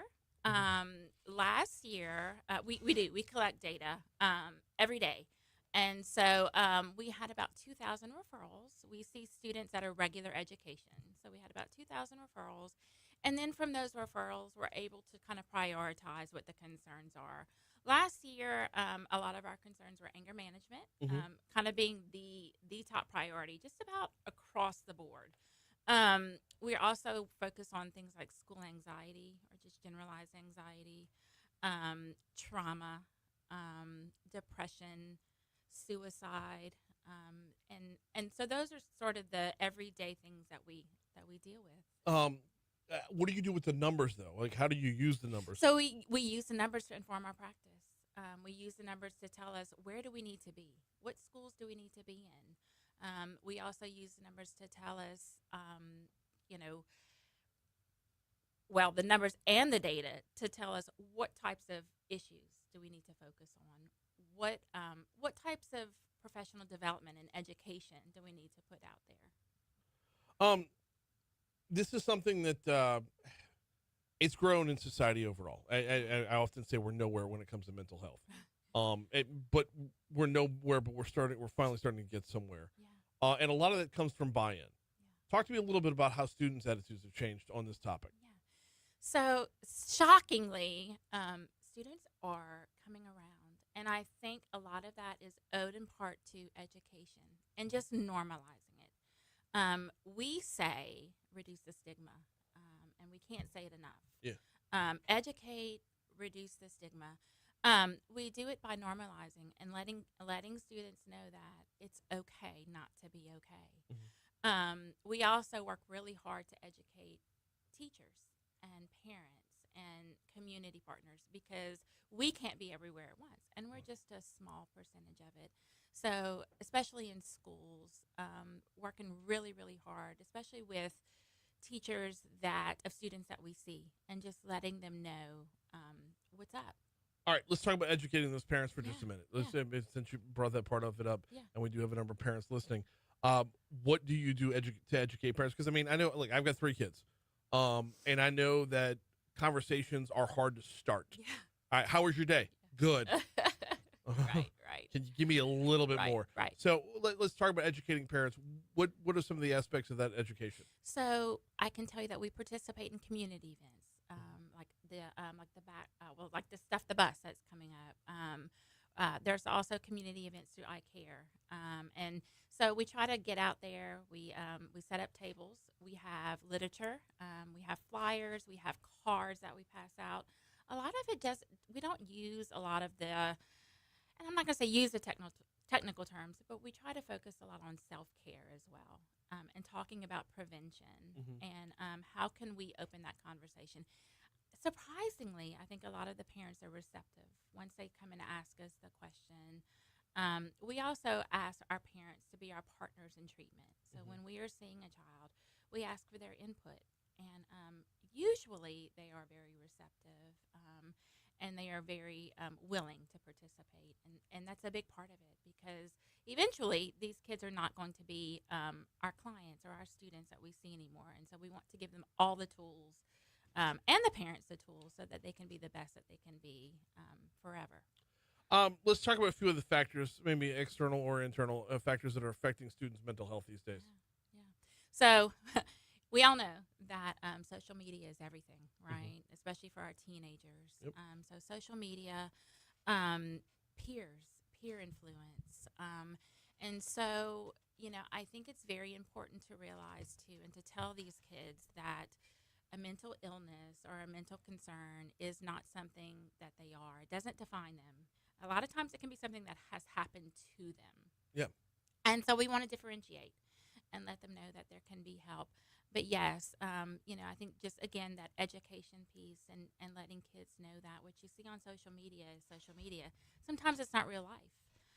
And just having that real conversation with them and letting them know that we are there. We are real people there to support them. We're talking with Amanda Betting from which is on the mental health end for the schools. This is our Crime Stopper segment, and eye care taking over today. So many of those factors for kids when it comes to mental health are A, external, and B, beyond their control. Yeah. How tough of a conversation is that to say, kid, look, I'm 48 and I still have trouble controlling the controllables, right? Yeah. At 15, 16 years old, knowing you're not in control of so much, whether you're talking about, the family income, just all the extenuating circumstances that go along with life. As a kid, you got to be a kid. How do you convey that message? Well, you got to get really creative. And I think, too, that's where the parent buy-in comes in a lot, too. Mm-hmm. Again, just letting them know, of course, letting them know that there's support there. And then teaching them that, things happen. And this is how you can cope with it, coping skills. Mm-hmm. And this is how you can overcome, and that you can make choices. A lot of what we do is empowering our kids empowering them and modeling for them how to make good choices, and helping them to understand that despite trauma, despite tough life situations, they can make choices as well. And helping them to identify what is in their control and what is not in their control. Right. That's a big piece of it. Yeah. And knowing, the idea of letting go. Yeah, So difficult. letting go. Absolutely. So difficult. Absolutely. Let's talk about building up capacity. What are y'all doing to build capacity to serve more students along the way? So we are steadily adding on to our staff. Like I said, we are about 36, including a director who's a social worker and supervisors who are social workers. We started off about 5 years ago as a team of 5, and now we're 36. We are social workers. We are professional counselors. And we are using our data as well to inform about where we need to be and who needs to be where they need to be. If there is a student that needs to be referred to your team, how does that happen? Yeah. So we work with our counselors, school counselors, and they are the ones that give us the referrals. Now, parents, teachers, admin, community partners, school partners, they can all approach your school counselor and let them know that you have a referral, but we work with our school counselors to obtain that referral. She is Amanda Betting with EBR Schools, talking about mental health as part of eye care, which is part of our Crime Stopper segment. Amanda, thank you so much for a couple minutes. Thank you so much. Absolutely. Quick break, come back. We're still with Crime Stoppers, but moving to an upcoming event next. Yay. Awesome stuff. Good job. Yep. Thank you. My pleasure. This is a topic near and dear to my heart. Mental health. In fact, I've got one of my sponsors is mental health professionals, neurojust, different kind of non-talk therapy. It's transcranial magnetic stimulation, but it's a different approach. But it's not there's no one size fits all. Right. Everyone, every situation. Absolutely. Yeah, the same situation on a different day. That's is what's still different. so tough about what we do, but it's also rewarding. And I love being a social worker, so thank you. No, my pleasure. It's it's top down from. It takes all of us. It really does. Yeah. Yep. All good? Sorry, by the time I replied to your text, you're already in. I was telling by the time I replied to his text, he was already in. Oh, yeah. Right here. You too, Don. I'm trying to make sure I get back from Hattiesburg in time to go to this show. Carrie moves in next Friday. So we're hoping we get the whole dorm set up in 2 days. But don't want to stay over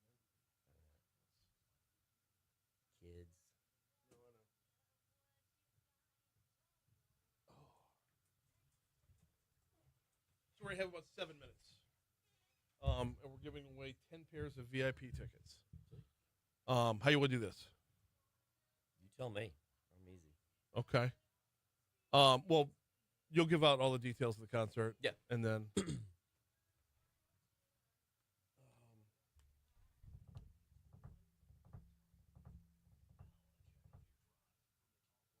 Did you talk to Gordy about was he going to make some ads to run on the stations? They're already running. Oh, nice. Yeah. Okay. I voiced them and then had our production manager put some Bobby Darin music under it. Nice. I don't know if legally we're allowed to, but who gives a shit? It's running for 2 weeks. I think it's less than 30 seconds of music, it doesn't matter or something. Oh, well, it's a 15-second spot that includes samples from 3 songs. So.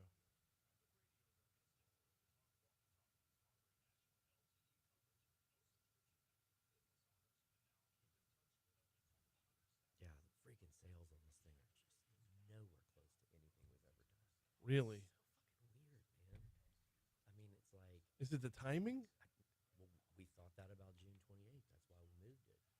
And I mean, we've been blasting. And usually when I blast an email out, dude, it's like 50, 60 ticket sales. 2. My wife swears, she says, because it has the name Bobby Darin in it, she said if it had been a Frank Sinatra concert, it would be completely different. I'm like, you might be right. I don't know. The people have been asking for this show for 10 years. Yeah. So we were like, oh, here's an opportunity to do it. But I already told Don and them, we're going to just do another show for him next year. Okay.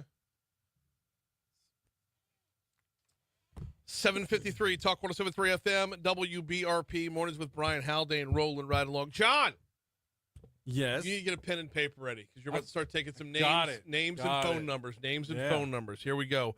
We're about to give away 10 pairs of VIP tickets to an upcoming show. This is the hits of Bobby Darin, and here to talk about that, we've got Ned Fasullo back in with us. How are you, man? Good.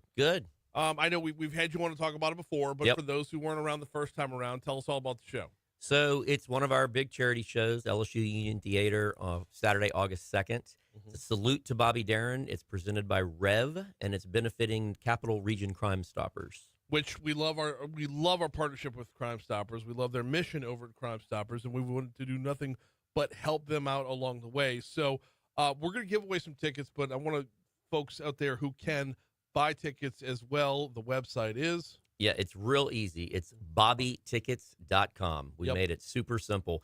They have tons of great seats still left, and there's really not a bad seat in the house at the LSU Union if you've ever been to a show there. Mm-hmm. Every single seat in that house is perfect. Yeah. It's very, very nice. Yeah, acoustics are amazing. Too. Oh, yeah, it's great. Yeah. Bobbytickets.com is the website. All right. 499-1073, 499-1073. We're just straight up going to take the next 10 callers. There is no qualification for this. You don't have to answer any Bobby Darin trivia, although that might not be a bad idea. Nah, it's the cat's out of the bag. But 499-1073, not even going to put you on the air. Just send you straight to John. He's going to take your name. He's going to take your phone number. And the next 10 callers win a pair each of VIP tickets. Ned, let's go back to while we're waiting for John to take the calls and whatnot. A salute to Bobby Darin. Talk to me a little bit about why Bobby Darin. Well, for about 10 years now, we've had our fan base asking for a show dedicated to his music. Mm-hmm. He was basically the equivalent of a Sammy Davis Jr., full-around entertainer, musician, played tons of instruments, wrote different genres of music, started off in rock, then ended up in that big band sound like Frank Sinatra. Frank Sinatra actually said in an interview one time, the best voice in singing back then was Bobby Darin. And that's coming from the chairman. I mean, that's high praise. Yeah. Do you have a favorite? Favorite song? Yeah. Oh, definitely Beyond the Sea. Really? Oh yeah. Okay. Oh yeah. All right. I'm a Mac the Knife guy. That's the classic. Yeah. The closer, the classic. But he's got so many good songs, and we've got a nice mix of the different genres of his rock tunes, his swing tunes, some ballads, and some other more. You'd consider it jazz, even though it's a 17-piece big band up there playing it. Which ones would you consider jazz?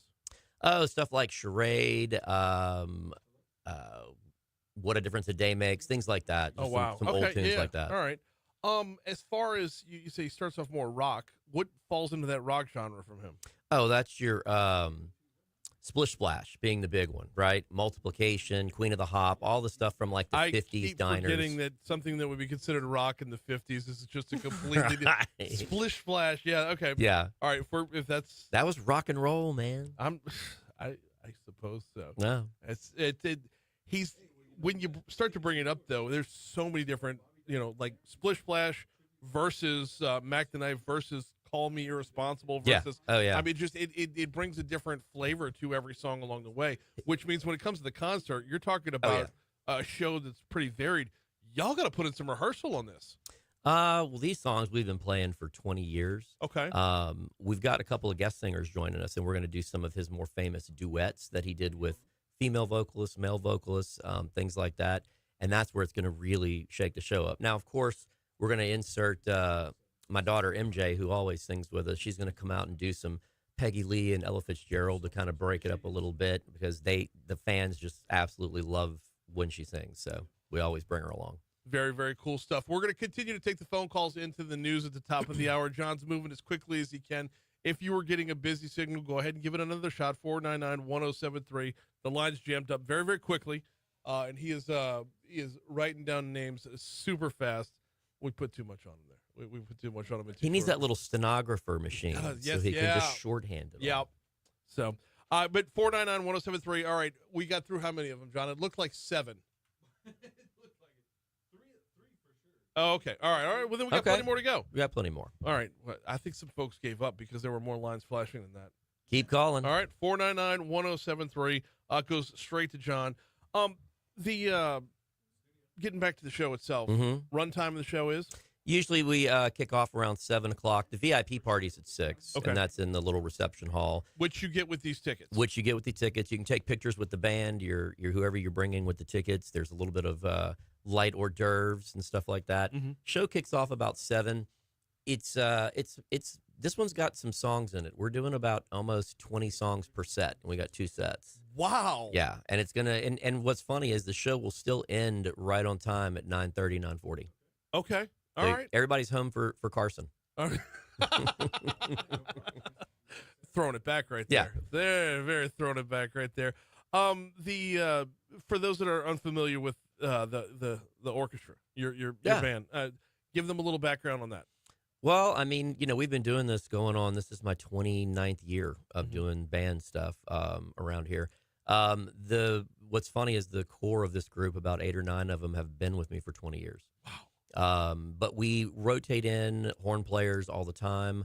We've worked in the past with high school jazz students who've been able to intern with us. I mean, it's been a long time, and we've worked with, I think, 600 or 700 musicians over our career. That is crazy. He is Ned Fasullo. It's a salute to Bobby Darin coming up at the LSU Union Theater. That'll be on August 2nd, 7 p.m. start time at the LSU Union Theater. BobbyTickets.com. BobbyTickets.com. There are still tickets available, Ned. Appreciate a couple minutes, man. Yep.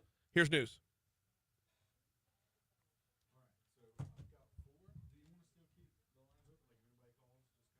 Yeah, if anybody calls back. Yeah, go ahead and grab that one. And then we'll settle up with Jeremy, and then I'll run out the rest of them tomorrow or whatever. Yeah, that's fine.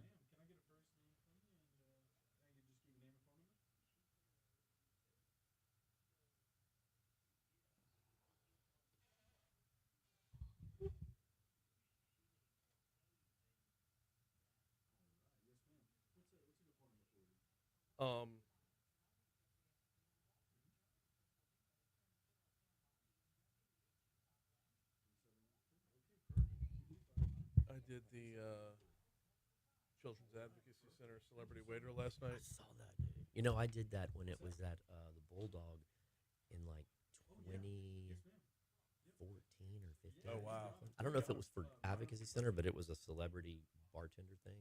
Oh, celebrity bartender. That's hella hard. Oh, and we This had was to. celebrity waiter. Oh. So, like, The I'm running all bartender over It was ridiculous. Yeah. We all had to have a drink, and they had all of our stuff, and we had to make the drinks. And I show up in a tux. Of course. And I'm like, just making martinis. Okay. But I don't know how people bartend. That was ridiculous. Yeah. I don't know how people be waiters. My 20,000 steps yesterday. The pedometer was overheating. That's crazy. So I went all in with the disco theme. Oh, nice. And this was when they introduced me.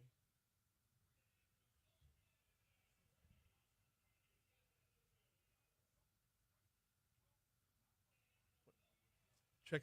You gotta. That's awesome. Talks Facebook page got the good picture.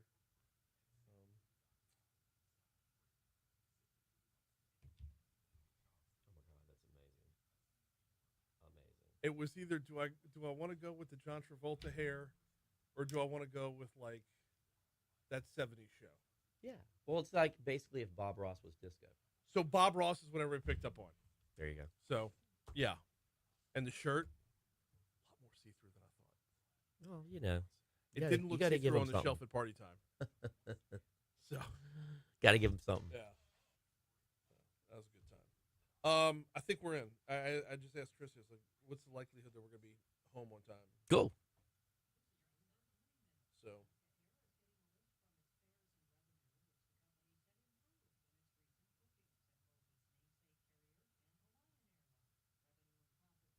How's your summer going? Dude, we are crazy. The tech company's crazy. The consulting company is crazy. It's a lot. Just a lot of work. But it's good. That's awesome. Yeah. Been very lucky. With the tech company, it's always the schools are going back in, right? So it's just like we've got 4 small private schools, but it's just chaos. Because when they're not like public. Public works all year. Private schools, dude, those people are gone. They come back end of July, and they're like, oh, everything's on fire. We got to get it ready. It's a lot. That's the way to be, though. Yeah. Correct. Oh, yeah. Sorry. Awesome. Hey, there he is. All right. Well, appreciate you as always, sir. Okay, good. And, yeah, we're all set. Okay, good. Perfect. And like I said, I might do some trivia tomorrow or something. I don't know. That's fine. Let me know. We'll just. But yeah, Jeremy got me set with 10 to give away, and Let me know which. You need yours though. I do. Okay. I do. So I'm I'll email you at those. about an 80-20 in favor of right now. Well, I'm gonna So- give them to you. If you don't use them, give them to somebody else. We'll do. We'll do. Appreciate you, Ned. How are you, bud? Mike Strain. Good to see you. I met you a long time ago, but Matt Lee's one of my best friends. Oh yeah, good guy. Oh yeah. Doing a great job. I hope so. And he needs to be head of LSU. I Saying that. That's right. trying like hell to get him on the show, and I keep getting the runaround from the office. Do I have it? Let me just text you a cell number, and I'll introduce you on a text. Please. Yeah. Thank you. Yeah. Tell him I have to have premium tickets to LSU game because you know they play on natural grass. Yes, they do. Everything that Jen sent, we'll get to later. There's no way we don't start with sugar Oh, I know. and Coca-Cola. Everything's different. Everything changes. Yeah. Yeah. Yeah. Never been so sweet. And how did I know that you were going to want to talk about sugar? Huh? Huh? Look at that. Yeah. Wall Street Journal, Business and Finance, front section. All right. Yeah, we're ready. I told WWL earlier this morning, sugar's never been sweet. Every line there is, I got them, right? Yup. We gotta knock out this day in history segment, and then Good. I'm on your schedule. I took a long 3-minute commute from my house. On that interstate. really.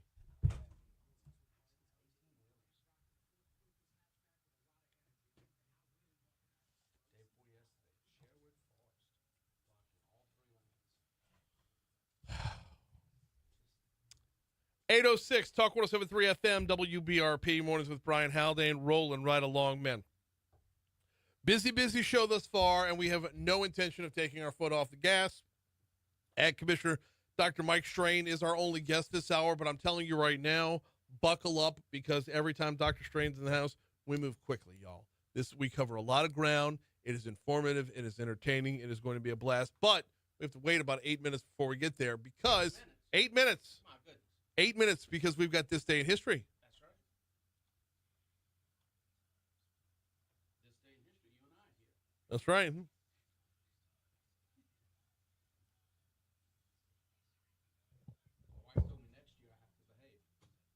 Next year. All right. Yes, sir. Starting off in 1758, where George Washington is elected to the Virginia House of Burgesses. Wait, Wait. Oh yeah, you got the mic on. Yeah. Oh yeah. I've been there. I've actually been to that building. It's just- the House of Burgesses? yes, those old buildings are still. I went to there. high school with a Burgess. He was a couple no, years older than me. No, I don't I think mean- there's any relation there. No. No. No. He no. played offensive line. No. And Okay. They met in the wintertime. You know why they met in the wintertime, huh? No. There's no air conditioning. There's no air. Okay. You can't stand it, so they met in the wintertime. And Okay. they went home for the summers. That's good planning on their part. Yeah, they did a lot right. Oh man. What do we got next? 1929, U.S. President Herbert Hoover proclaims Kellogg Brand Pact, which renounces the war. Okay. So that happened as well. 1969, Apollo 11 returns to Earth after taking the first astronauts to the moon and returning them safely. Okay. We can deal with that. Yeah. Let's see. 1974, U.S. Supreme Court unanimously rules Nixon to turn over Watergate tapes. Yeah. Yeah. Ooh. Yes. Yes. I still don't understand. Like, how do you just not, like, how do you not ruin the tapes? I don't know. Well, wait. Some of the tapes went missing. That's true. Some of them went missing. Yeah. That's true. So why didn't all of them go? I don't. And all of them were there. Some of them. I mean, if you're technology, going, just erased. If you're going to orchestrate a cover up, maybe buy a couple magnets. I don't know. But he's the one that ordered the recording devices. Correct. In the Oval Office. Correct. Did. Yes. Yes. Yeah. Yes. Even in the desk, the Resolute desk. What's he the had recording devices? What's the phrase? Hoisted by his own petard. Yeah. Yep. I'll be honest. I'm surprised we're still talking about this and we just haven't moved on. And then and he's talking, and they're Watergate talking to tapes, Air right? Force One, and it's not even scrambled. Someone, and I believe it was in Israel, was listening to the conversation that he was having from Washington to Air Force One, and it was not encrypted. Okay. But how popular was that at the time, though? Well, was encrypted a thing? Absolutely. Okay. Yeah, absolutely. Think of World War II, the Enigma, and all that. Mm. It wasn't that That's complicated. right. That's right. It was not that complicated. Right. Wow. Yeah, but sometimes Nixon didn't think clearly. Yeah. And of course, after hours, he did tend to drink a little scotch. Oh, did he? Oh, yes. Okay. And he would listen to his own tapes. Over No and problem. over. No problem there. Yeah. Really? Listen to his own tapes? He would. It's my greatest hits. He really would. Man. Hey, Yeah. you know what? Speaking of greatest hits, 1982, the single "Eye of the Tiger" by Survivor from Rocky III. Wow. Okay. Yeah. Wow. Yeah, it starts its 6-week run at number right. 1 on U.S. charts. Now, I might have this wrong. I might have my my pop culture history wrong here. But you know what Eye of the Tiger beat out to be that song in Rocky III? Oh, what's that? A song called You're the Best. Mm. That ended up in the soundtrack to The Karate Kid. Really? Oh, Yes. I'm trying to remember where I learned this from. But the song that was from The Karate Kid was intended for Rocky III. And then when Eye of the Tiger came out, it changed everything and it got bumped off. Hey, Yeah. there you go. Because there's a line in the song, "You're the best around." Yeah. There's a line in the song where he says, "History repeats itself," and you're like, "Well, how can history repeat itself if it's Daniel's first time in the tournament?" Oh, But no, but it's not. meant for the other movie. Oh, when you think about the context of it. Right? Yeah. Oh, man. So- Oh, by the way, the new Karate Kid movie that came out, yeah. it's great. Fantastic. Really. I have to see it. Oh, man. My kids are big fans of Ralph Macchio. From everything from The Outsiders to Karate Kid. I don't know. It's insane, right? Like the generational gap in between that. But somehow they love Ralph Macchio, man. Okay. And speaking of music, 1984, Careless Whisper today is released. Okay. I don't remember that one. That's What? That's George Michael and man. Wham. Yeah. I was still listening to the Doors. Okay. Yeah, there we go. Let's I believe that. see. That's true. I believe that. Yeah. 2019, Facebook agrees I was to born pay. in the 50s. Yeah. Facebook But there's You so many understand? different genres that could appeal to Mike Strain. Oh, yeah. I mean, well, they're- yeah, well, sure. I was born in the 50s, was raised in the 60s, Mhm. went to college in the 70s. Right. It was happening. Right. So Yeah. I bet. Oh, yeah, it was I bet happening it in the was 70s. happening. Yeah, college was fun. Oh, man. Oh, my goodness. I'd do it again, too. This time I'd study my books because now they don't have books. What are Right. we going to do? it's all online. Yeah. Yeah. No kids coming up with back problems.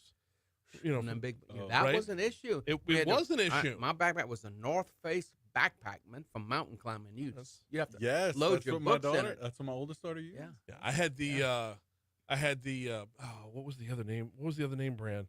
Not North Face.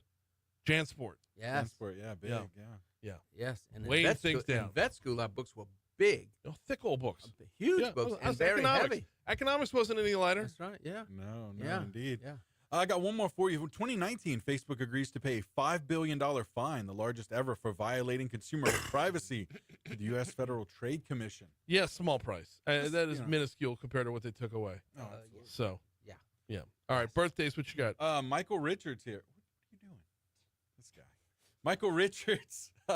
Beginning of the birthdays here, of course, from Seinfeld. Mhm. Let's see. Who else I had? I don't know. Got a couple. There's a lot of sports, right? I'm seeing that, but I want to save that for you. There's Baseball Hall of Fame. Yeah. Oh, I'm sorry. Yes, there are a few sports birthdays, but on the This Day in History front, this day in 2016 was when Ken Griffey Jr. and Mike Piazza went into the Hall of Fame. This day in 2011 was when Robbie Alomar was inducted, among others. So it's that time of year where we're seeing the Hall of Fame inductions on baseball. On the birthday front, I got 3 on the sports side. 3 on the sports side. 2 of them Louisiana-based. One of them not so much. Barry Bonds is the non-Louisiana one there. Barry Bonds, the all-time home run leader. But from the state of Louisiana, we got our own Karl Malone, born on this day in 1963, and former Tulane running back, and then went on to play for the Minnesota Vikings, Mewelde Moore. All right, yeah. Also have, actor John Aniston on that list, as well as Jennifer Lopez today. Yep, Jennifer Lopez is in there. I got Amelia Earhart was born on this day in 1897. And that was all I had. All right, as far as deaths go here, Sherman Hemsley today. George Jefferson. Yep. Okay. That's right. All right. Anybody else on your end? Yeah, you can add Peter Sellers in on that. The from the Pink Panther. Oh, yeah, true. Yep. And I had one more. I've got to go back a page to get to it. I had one more, though. And that was... Give me one more second. I apologize. It takes a while to scroll through. All good, yeah. We need to narrow this down to where everything's on one page. Right. It'd be so much easier. No, they're just not showing up. All right. Sorry. Died on this day in 2020. Regis Philbin. Oh, wow. Big one. That's a big one. Yeah, it is a big one. That one, man. Let's see. National days here. I got National Tequila Day. That's what I've got, and we're going to run with that. We're definitely going to run with that. National Tequila Day. And do you start early in the morning? Oh, absolutely. 5 o'clock somewhere? It is 5 o'clock somewhere. You can't say you've been drinking all day if you don't start in the morning. That's right. That's so, true. and I mean, I hate to end the segment on a product that literally can't be certified Louisiana though. Like tequila has to be made. Tequila. That's right. Even if you're Noel Distilleries, who does a better job than anybody else on the planet, in my opinion. That's right. My own personal opinion. But even then, it's got to come Kentucky from bourbon, Tennessee whiskey. Yes, and Jalisco, Mexico for tequila. So that is this day in history. Before we take our break, got to remind you about the folks over at Mathern's. Oh, the grand opening was last Saturday. I've got to post this video with the ribbon cutting and the walkthrough and everything. So you know about Mathern's downtown. You know about Mathern's on campus. But on Highland Road, just west of Kenilworth, this was where they used to be when they were Kenilworth Supermarket. And you want to talk about certified Louisiana? Certified Louisiana all over Everywhere. Mathern's. Everywhere That's in right. Mathern's. That's It is a thing of beauty. If you haven't been by yet. I haven't been to that store. Okay. I go to the other ones. So when you're usually when you go in here in Baton Rouge, here in the city, the downtown one, downtown. As soon as you go in, you find all those certified Louisiana products. Okay, but for that particular Mathern's, they had to be built into what used to be an old bank. Okay, and then on campus, they kind of had to build out to what was going to cater to the students. This is your local grocer's dream. Wow, it's wide open. You've got certified. When I was there on Saturday for the ribbon cutting and whatnot, the folks from Klein Peter were out there. They had a number of different seasoning people that were out there. But they've got a great big display for A-Bear specialty meats, which is in the back. And it's in the back of the store, but that's another great certified Louisiana product. Tried all those specialty meats, you just don't know what you're missing. Oh, it's ridiculous. You get that chicken that's stuffed with andouille sausage, and it cooks up really, really quick. It's just delicious. Yeah, it's Yes. it's fantastic, and it is the local grocer's dream. The layout is beautiful, the aesthetics are beautiful, and of course, to go along with all the great local products that you're not going to find at some of your other stores, what you are going to get on top of that, along with all that, is the great service. I mean, it's the Mathern family. They put their name on it for a reason. So check them out today at any location, but I highly, highly recommend visiting the new one on Highland at Mathern's. And it's all good. What's up? So, tomorrow, or this evening, I should say, this afternoon, I'm going by Miller's RV and picking up an RV. Oh, wonderful. And There you go. so There Jeff you go. Hilliard, the owner of Miller's, Yeah. heard me doing a bit about RVing, Yes. and he said, I want to give you an RV for 4 days. So we're going to this American RV adventure, whatever, the place in Robert, Yes. and then we're going to Boga Chita State Park. That sounds fun. Oh, Boga. Now, that's a wonderful place. Oh, yeah. Old Fricky's Cave. I remember I was in the legislature when we allocated money to build that, and it is one of the most popular state parks. And it's just Well, and they just wonderful revamped place. a whole lot too. Absolutely. It's a whole lot of fun. So, but I pushed real hard. I'm going to tell you, I lobbied really hard for Indian Creek. Oh, yeah. Well, And Christy was like, Brian, you've never driven an RV before? you better stay close. Let's just stay close on 12. And I'm like, okay. Anything you got to do, you got to relax behind that wheel. Don't. I've been told I need to take my time. Take it slow. Take your time. Take it slow. Now, I'm going to show you Big Bertha here, and you got to be careful with Big Bertha because she got a big Caterpillar engine in it. And you can look down and realize that, oh, my goodness, I'm going a little bit too fast. But she is it's my campaign wagon. I've had it probably had it 18 years. And see if I can pull up a picture of the big girl. But I tell you what, sometimes in campaigns, I'll spend 4 months traveling the state in the RV. But it's great because you got all your stuff in there. You got your signs underneath. You got your clothes. You got your coffee pot. You just, wherever you go. You got a day driver and a night driver. Well, if I can make this trip a success and we'll be posting content on Talks Social and whatnot, if we could do this again next year, we're doing Indian Creek for sure. Well, that'd be fun. So that'd be a whole lot of fun. 819 Talk 107.3 FM WBRP mornings with Brian Haldane rolling right along. All right, it is time to welcome in, as we do every month, our Ag Commissioner, Dr. Mike Strain. Dr. Strain, how are you? Man, I am doing great. Wait, How we got to are get you on a microphone. Oh, my goodness, that would help, wouldn't it? Yeah. I am doing great. How are you? I am doing very well. I'm counting down to my little RV trip. That's We're calling wonderful. it Brian's Big Adventure. The Louisiana Travel Association sponsoring it. Absolutely. Miller's RV is putting their take a look at this bad boy.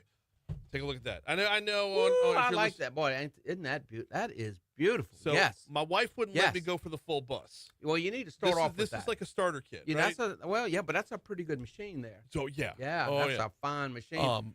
The that big bus, you really kind of need to know how to drive the big bus before you get in the big bus. Right. Right. Yes, but this looks like it's like a truck cab, and you take your time, right? That's the important part. But man, bring your groceries, do your barbecuing. That's what we're gonna do. In my campaign wagon, we keep a little gas-powered barbecue grill underneath. And we bring everything in, and we let the awnings out, and we're there, right? Yeah. Put our chairs out and just. We're gonna make chill two out. stops. One of them in Robert. I don't think anybody's ever said I'm going to vacation in Robert, but that's exactly what we're making a 2-night stop in Robert, and then we're going up to Boga Chita State Park after that. And you're gonna have a lot of fun up there. Yeah. We used to go up there before it was a state park to an area called Fricky's Cave. Fricky's Cave. Fricky's Cave, but it's not a cave. It's just a huge, depression. Looks like the Grand Canyon. Okay. There, and it's really The Grand Canyon of Washington Parish. Absolutely. Okay. So, yes, just a phenomena that's up there, and every teenager at some point's got to go to Fricky's Cave. Yeah. Right. Yes. Yeah. Yes. But see, I know Boga Chita from a little bit further downriver where you go. I grew up tubing on the Boga Chita River. We would go out in the Boga Chita River, and you just sit down in the fast water and just kind of slide on down. Yeah. Nice and chilly too. Cool water. It's cold. Very cool water. Very cool water. A lot of fun. So yeah, tubing on the Boga Chita, tubing on the Boga Falaya.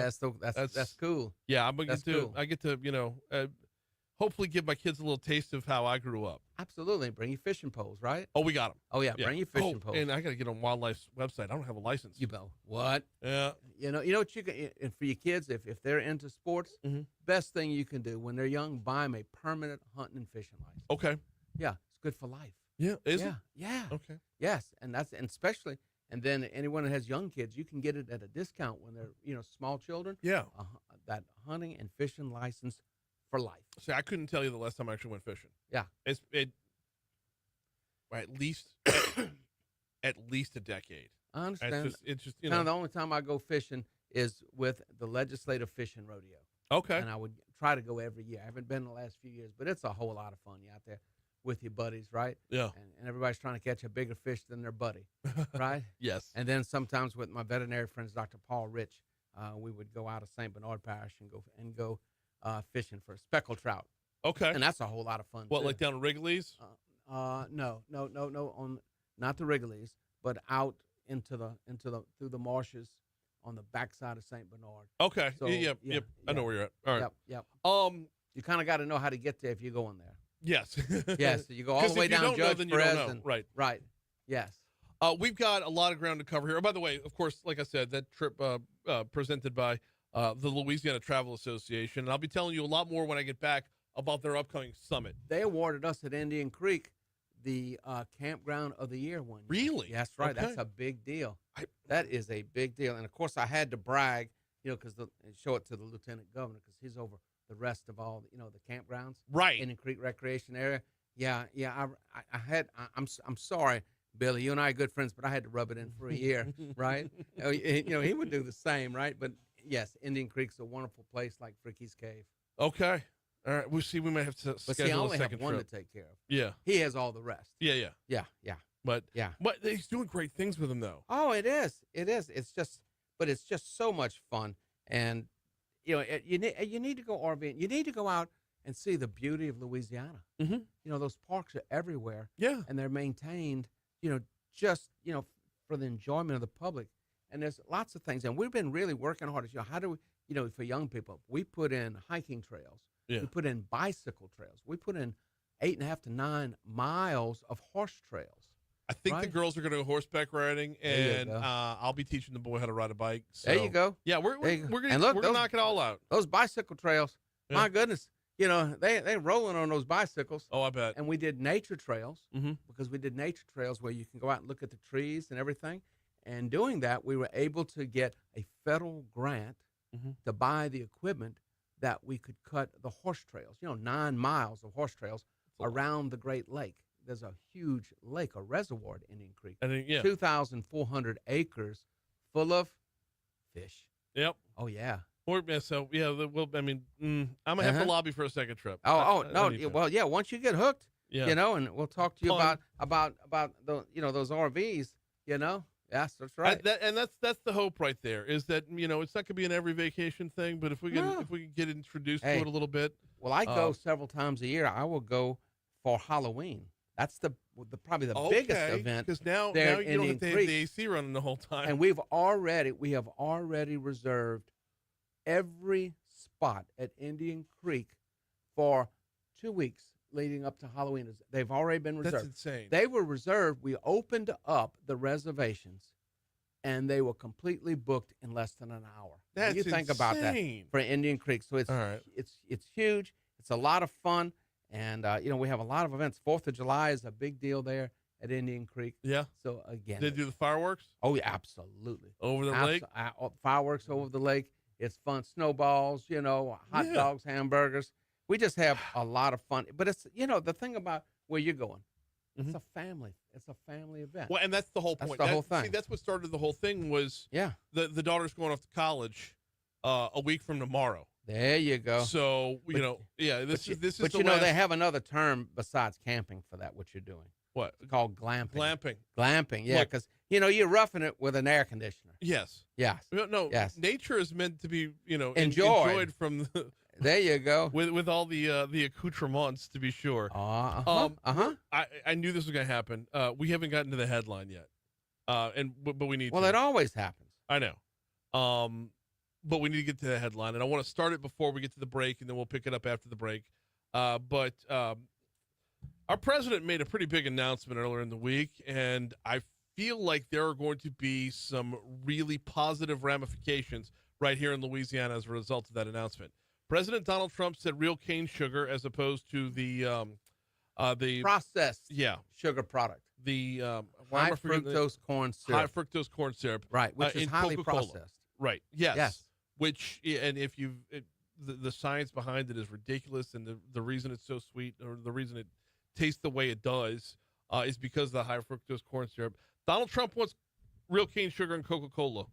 What is this going to mean for us? Well, it means a lot for us, and Coca-Cola has agreed to produce a line of Coca-Cola here in the United States with cane sugar, and that's important. You know, previously they were doing it for Mexico and for other countries, because other countries, that's what they prefer and that's what they want. Mm-hmm. So what we've already seen is an uptick in the value of sugar at the farm level. So if you go about 2 weeks ago, it was trading at about 34 and a quarter cents raw. Mm-hmm. Today it's 37. So we've already seen like a 9% plus uptick. But the other part is that PepsiCo says, "Oh, we're using cane sugar too," and then other entities saying we're using cane sugar too. And Steak and Shake said, "Look, we're going to, as soon as we have availability of Coca-Cola with real cane sugar, natural sweetener," and that's the whole key. It's a natural sweetener. It's not processed. Right. You know, everything that we know and understand about ultra-processed anything, when you go through these steps, right, we're trying to become more and more healthy, and this is a big deal. We were originally, under the MAHA, we were concerned because sugar was getting a bad rap, and if you saw the original, discussions of sugar by Kennedy, and said, wait, no. But what we're going to see is that a stronger internal demand for our sugar, and that's a very good thing, and I think it's going to help stabilize the sugar prices. But they've been good. Sugar's been good. Yes. Sugar's been very good. You've actually put the ball on the tee exactly where I want to take it when we get back from break, because there's a difference between healthy and healthier. And that which comes from the ground is always going to be healthier than that which comes from the laboratory. Always. And that we've got to get back to the basics. It used to be everybody had a garden. Everybody used less refined everything. Right. And now the majority of the consuming public is consuming more refined, ultra-processed, and all these things. We got to go back the other way. Right. Simple, but natural, and that's not only is it healthier for you, it tastes better. So we're going to talk about that end of it too. But we got news coming your way in just a quick second. On the back end of news, that's where we will pick it back up again. I do need to remind you about the folks over at Breck. Check them out online at breck.org, breck.org. I say it all the time. They got to be all things to all people when it comes to whatever it is you're into recreationally. If you like horseback riding, they've got you covered. If you play golf, they've got you covered. If you play tennis, pickleball, if you like to go on a nature hike, they've got you covered. If you're into pottery or ceramics, they've got classes for that. If you play basketball, they've got gymnasiums. If you run cross country, they've got the terrain to get out there. Hell, they do rugby in the fall as well. Check it all out at breck.org, B-R-E-C, breck.org. Learn more about where the facilities are, what you can do and where. Learn about the classes. Check out the calendar. It's all over there at breck.org. All right, news, traffic, weather. When we come back, our Ed Commissioner, Dr. Mike Strain, is in with us for the duration of the show, and we continue next. There you go. Oh.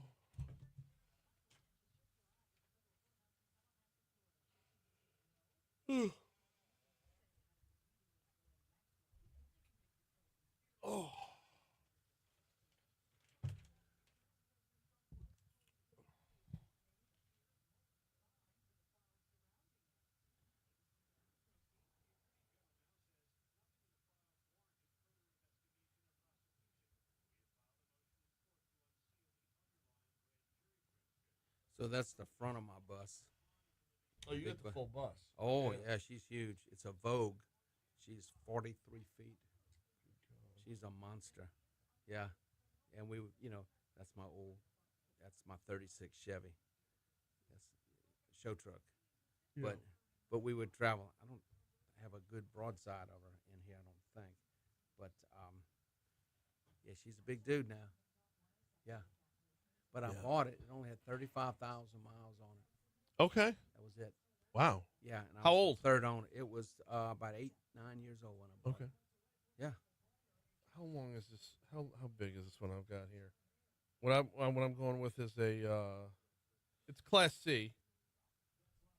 That's us coming down the road, and you can recognize Veronica. Yeah, that's Yeah. the old 36. Yeah. Yeah.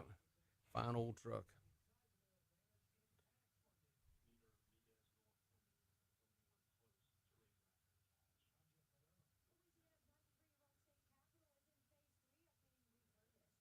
You got to refurbish it every few years. Yeah. Yeah, the way they're built.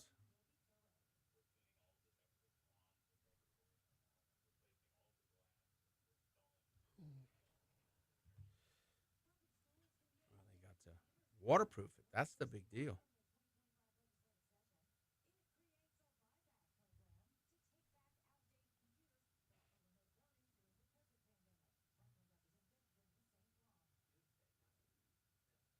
I met Vinny right before the session started this year. Who's that? Vinny St. Blanc. Oh yeah. Oh yeah. Vinny's great.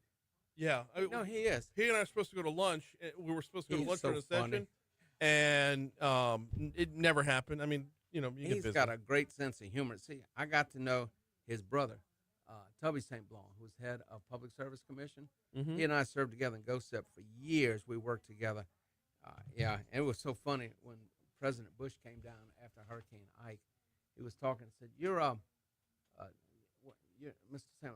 You're Fluffy, right? Fluffy St. Blanc, man." And from then on, that was it. Yeah, he that's called so him good. Fluffy Tubby. But it's just hilarious. It's a He good introduced family. himself to me by saying, Vinny. "I listen to your show from time to time, and you are so close to knowing what you're talking about." Oh, that's him. That's him. That's him. And he's always that's he my is. kind of. If that's how you introduce yourself, then you're my kind of person. Yeah, he's got a great sense of humor. Yeah. Yeah, You are he's so a good, close and to he's knowing what you're talking about. But he's a good legislator too. He's a good So, legislator. I learned that during the session. I got to learn a lot more about him during the session. I never heard of him before this because he's not, Yeah. Well, he serves on the Ag Committee, and Okay. it's always good to have a good friend on the Ag Committee.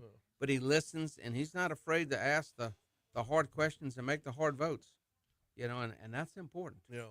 It's very important that they are interactive, and and he wants to do the very best for his people and for the state, and that's important. Yep.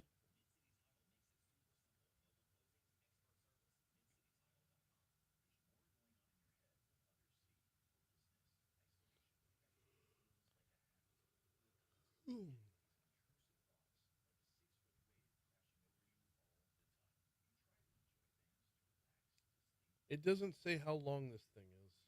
What is? Not That many one's ways. probably going to be about a 25er. That's About a 25er. what I'm hoping for. Yeah. It'll drive a lot easier than the big bus because you don't have the wind effect. I mean, you don't have quite the wind push.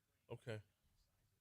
So especially like when a semi passes you, 26 and a half feet long. don't tense up. Okay. Just kind of relax. Oh, we're going to be in the right lane the whole way. I understand. Yeah. And Yeah.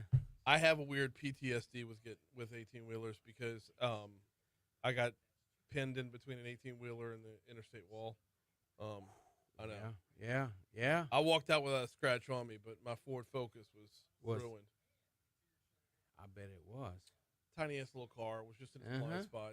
Uh-huh. It's one of my favorite stories to tell when we talk about insurance rates the way they are. Uh-huh. Independent trucker from New York. And he asked, his first concern when he got out of his truck, this happened on I-10 eastbound right by Acadian, where there really is no left shoulder. And he could not have been more apologetic on the back end, but his first concern was he gets out of his truck. He's like, "Are you the only one in the car? Like, is there somebody else who's hurt?" Right. And I'm like, no, I'm the only one. Yeah. He's like, "Are you okay?" And I'm like, "I think I am. I think I'm all right." And he's like, "Dude, is there any way we can handle this man to man? I can pay you whatever the damages are, whatever you need. But if I've got to run this through insurance, the unions are going to come back on the back end and just put me out of business." Yeah. So we handled it man to man. There you go. I got all his paperwork. I got pictures of everything. You have to get a new vehicle.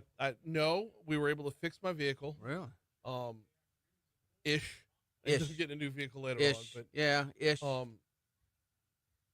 But you know, I got everything that I needed. If I needed to go back and get a lawyer later, you know, if I needed to go back and take things a different route later, I got all the information I could possibly need from that, up to and including photos and video, right? Yeah. But he was like, "Is there any way that we can handle this separately?" And I'm like, "You got it. Let's do this." Yep. And when it was all over with, and he paid me monthly until it was paid off. Yeah. Paid it all off in under a year. Well, the cost of insurance, you know, to these truckers is backbreaking. And it can be, you know, quote, put them out of business levels. Yep. And that's they reach a point where I can't pay the insurance. I can pay everything else, but I can't pay the insurance. And that's what he told me. Once it was all paid off and everything, he's like, "Dude, you literally you saved my career. Mm-hmm. I would have been out of business." So he's an independent trucker. Yep. Yeah. Yeah.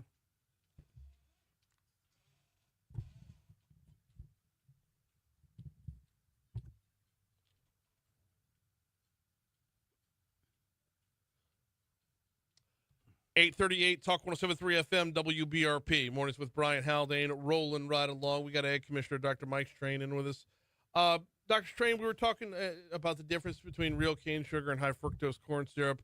And I don't want people thinking that we're saying that eating more sugar or consuming more sugar is somehow healthy, but it's healthier.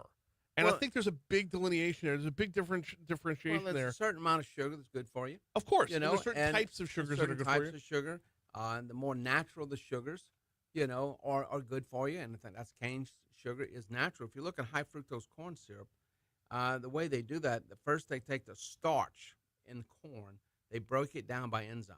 Right. Then they process it, and then they use other enzymes to convert glucose to fructose. So it is a processed product, whereas natural cane sugar is just, you know, straight out of the juice. Right. Right. And so, but the other thing, you have other, you know, natural sugars and lots of vegetables and things, you know, and especially fruits and that sort of thing. And it's been long recognized as being healthier. Right. And that's the important part, though, is like everything is to scale here. Absolutely. Everything's on a spectrum. Everything's on a spectrum. And as we, you know, get back, you know, towards basics, right? And there's a huge wave of that. Now, to give you, for instance, one of the leading indicators is McCormick Inc. McCormick is doing extremely well because people are buying all of their seasonings because they're cooking more from scratch. Okay. And so there's been a tremendous uptick because people are buying the basics, you know, the flours, you know, they're buying and cooking with, you know, starting with regular spaghetti. They're making all of these things, and they need the seasoning. So the seasoning businesses went up because more people are cooking from scratch. It's also a way to stretch your food budget. You know, food prices are still estimated to go up another 3% plus this year. We've seen hamburger already jump 10% this year. Price of beef is at an all-time. It hit records, you know, yesterday, all-time records, you know, and that's on the hoof. You know, $3.28 a pound going into the feedlot. Yeah. You know, $2.52 coming, you know, coming out of the feedlots. And so when you look at that, people are finding ways to stretch that food budget. But again, getting back to basics. When it comes to implementation of this, Coca-Cola wants to get rolling. How quickly can we see turnaround? How quickly? Rapidly. So what they will do, the products they're currently making in the markets for other countries, they will just increase that bottling. Okay. Oh, yeah. So I think it's going to be very quickly because consumer demand, right? Right. That's what the consumers want. And also what they'll be doing is that they will be going, you know, when you start looking at all the restaurants, you know, everybody that serves Coca-Cola will have that option. And I think you're going to see, especially across the United States, more of a phasing down of the high fructose corn syrup and a phasing up of natural cane sugar. We got Ag Commissioner Dr. Mike Strain in with us, as we do every month. So let me ask the follow-up on that when we talk about quick turnaround is, number one, how do we make sure it's Louisiana sugar going into this? Is there a way you won't. You really won't.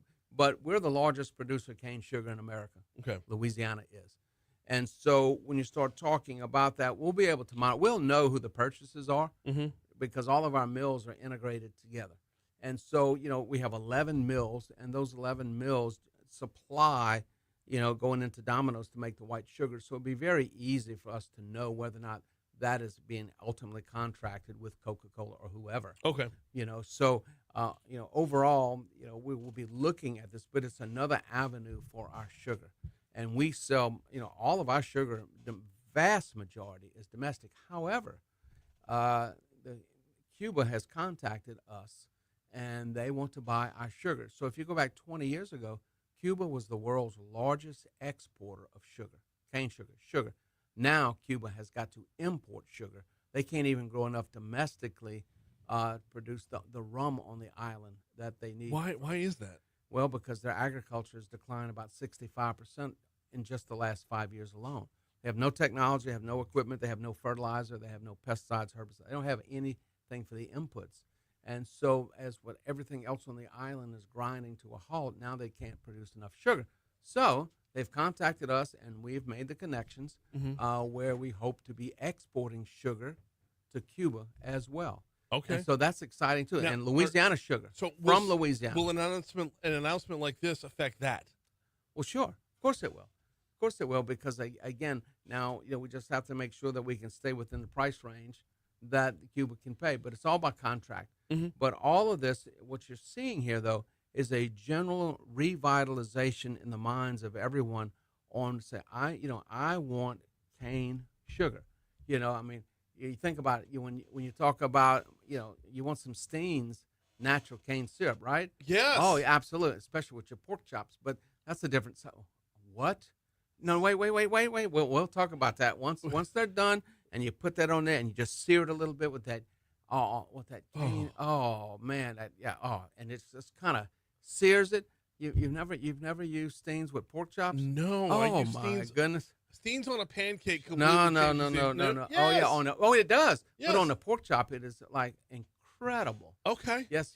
What about with your sweet potatoes? Do you put that on I sweet have. potatoes? The sweet potato casserole too. Oh yeah. Yeah. When you're talking about absolutely. like candied yams, you can candy that Steen's on top of it. That's right. Oh. Yes. So we came up with homemade, sugar cane and homemade syrup, blackstrap, and everything. There was never a time, and this is if you're watching us on Facebook Live, it explains so much.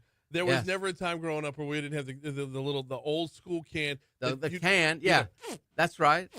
We had the cans where you pop the lid because, Uncle Emil, because he had a small processing plant on the farm, and I can still remember it.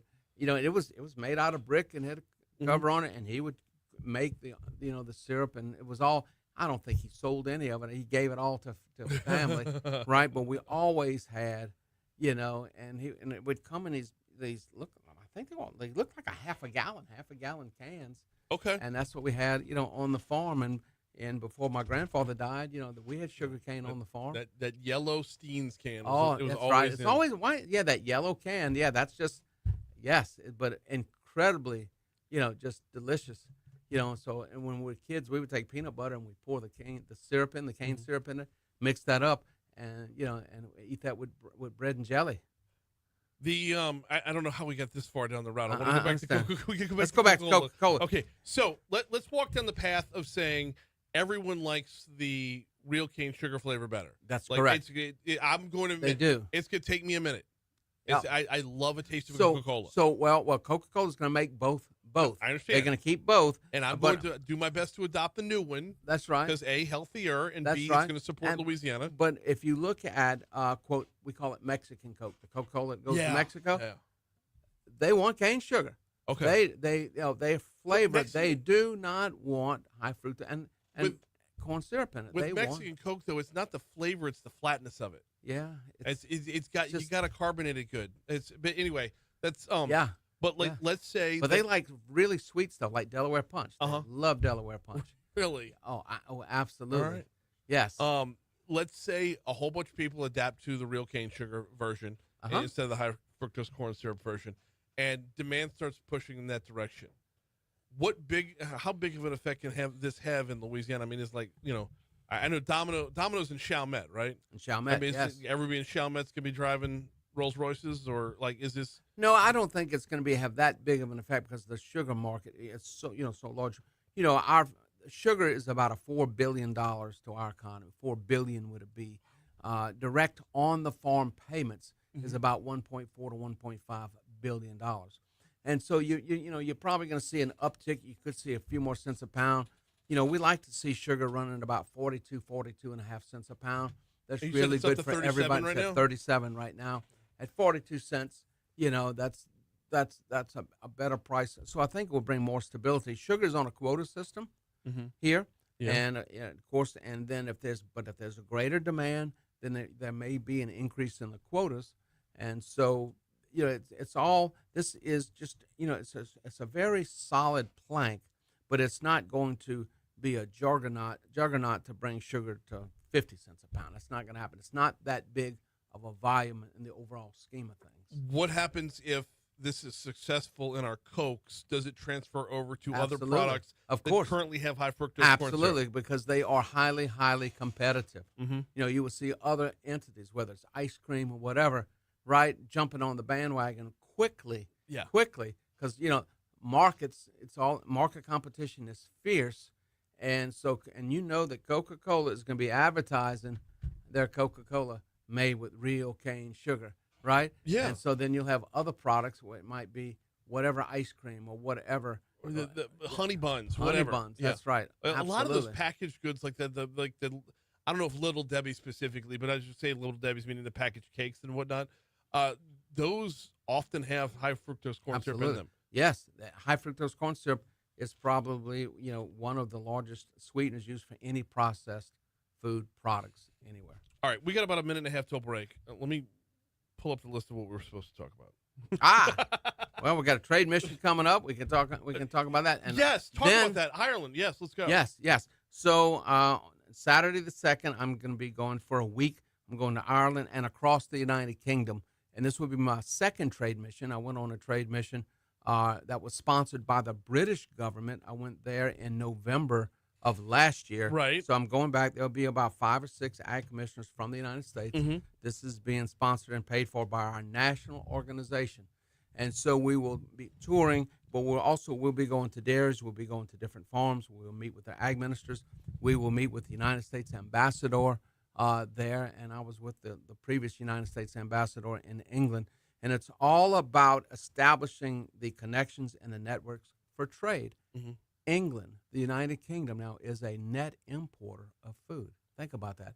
They have to import food now into the United Kingdom. And so we've opened up a beef market there. We want to, kick open the doors maybe for more rice and for other products. At one time, the United Kingdom was the largest purchaser of cotton in the world. Now it's China. It was the UK, Okay. in the Industrial Revolution. So it's all about trade. It's all about establishing and reestablishing and firming up, those relationships for trade. So it's a scoping mission to see all what's there so we see and we understand. And again, this is by the National Ag Commissioners. And the National Ag Commissioners, we're doing these missions across the world. I'm happy to be the one. I'm going to the United Kingdom. Let's go. Starting off in Ireland. That's where we're going to pick up after a break. Your money now. Another check of traffic. We'll continue next. My watch told me to stand up. I understand. I have to do what my watch says.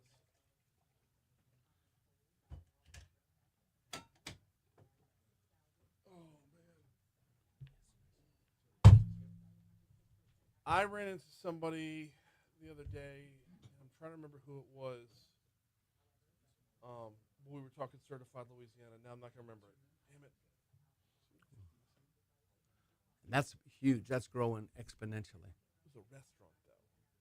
We have certified restaurant. Don Seafood is a certified Louisiana restaurant. I want to say it was John. Who did we have in for Restaurant Week on Monday? Our mom's was Tuesday. Nino's was yesterday. Who was Monday? And Don's in there. They're cooking fresh every day. That is amazing what they do. Yes. Whoever it was we had on Monday, I believe, like they were really pushing the fact that they use all Louisiana ingredients for everything. And that is growing again. But what we're trying to push that to is into the seafood business. To everybody to recognize local produced seafood, especially shrimp, crawfish, crabs, oysters. Oysters, they're going to be, you're not going to import oysters. Well, they do, but we're not going to knowingly eat them, but with shrimp, and the oyster fishermen ought to be really super happy right now with the mid-Barataria announcement. Yes, they are. Yes, they are. Yes, they are. Yep. Yep. That's I know. Politics rule over science on that one. I understand. But where'd that $500 million go? That's a good question. Right? Yeah.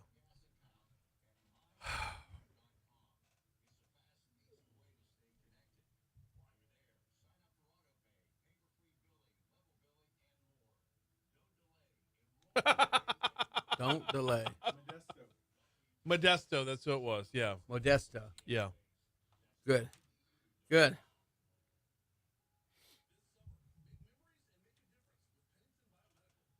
Oh, man.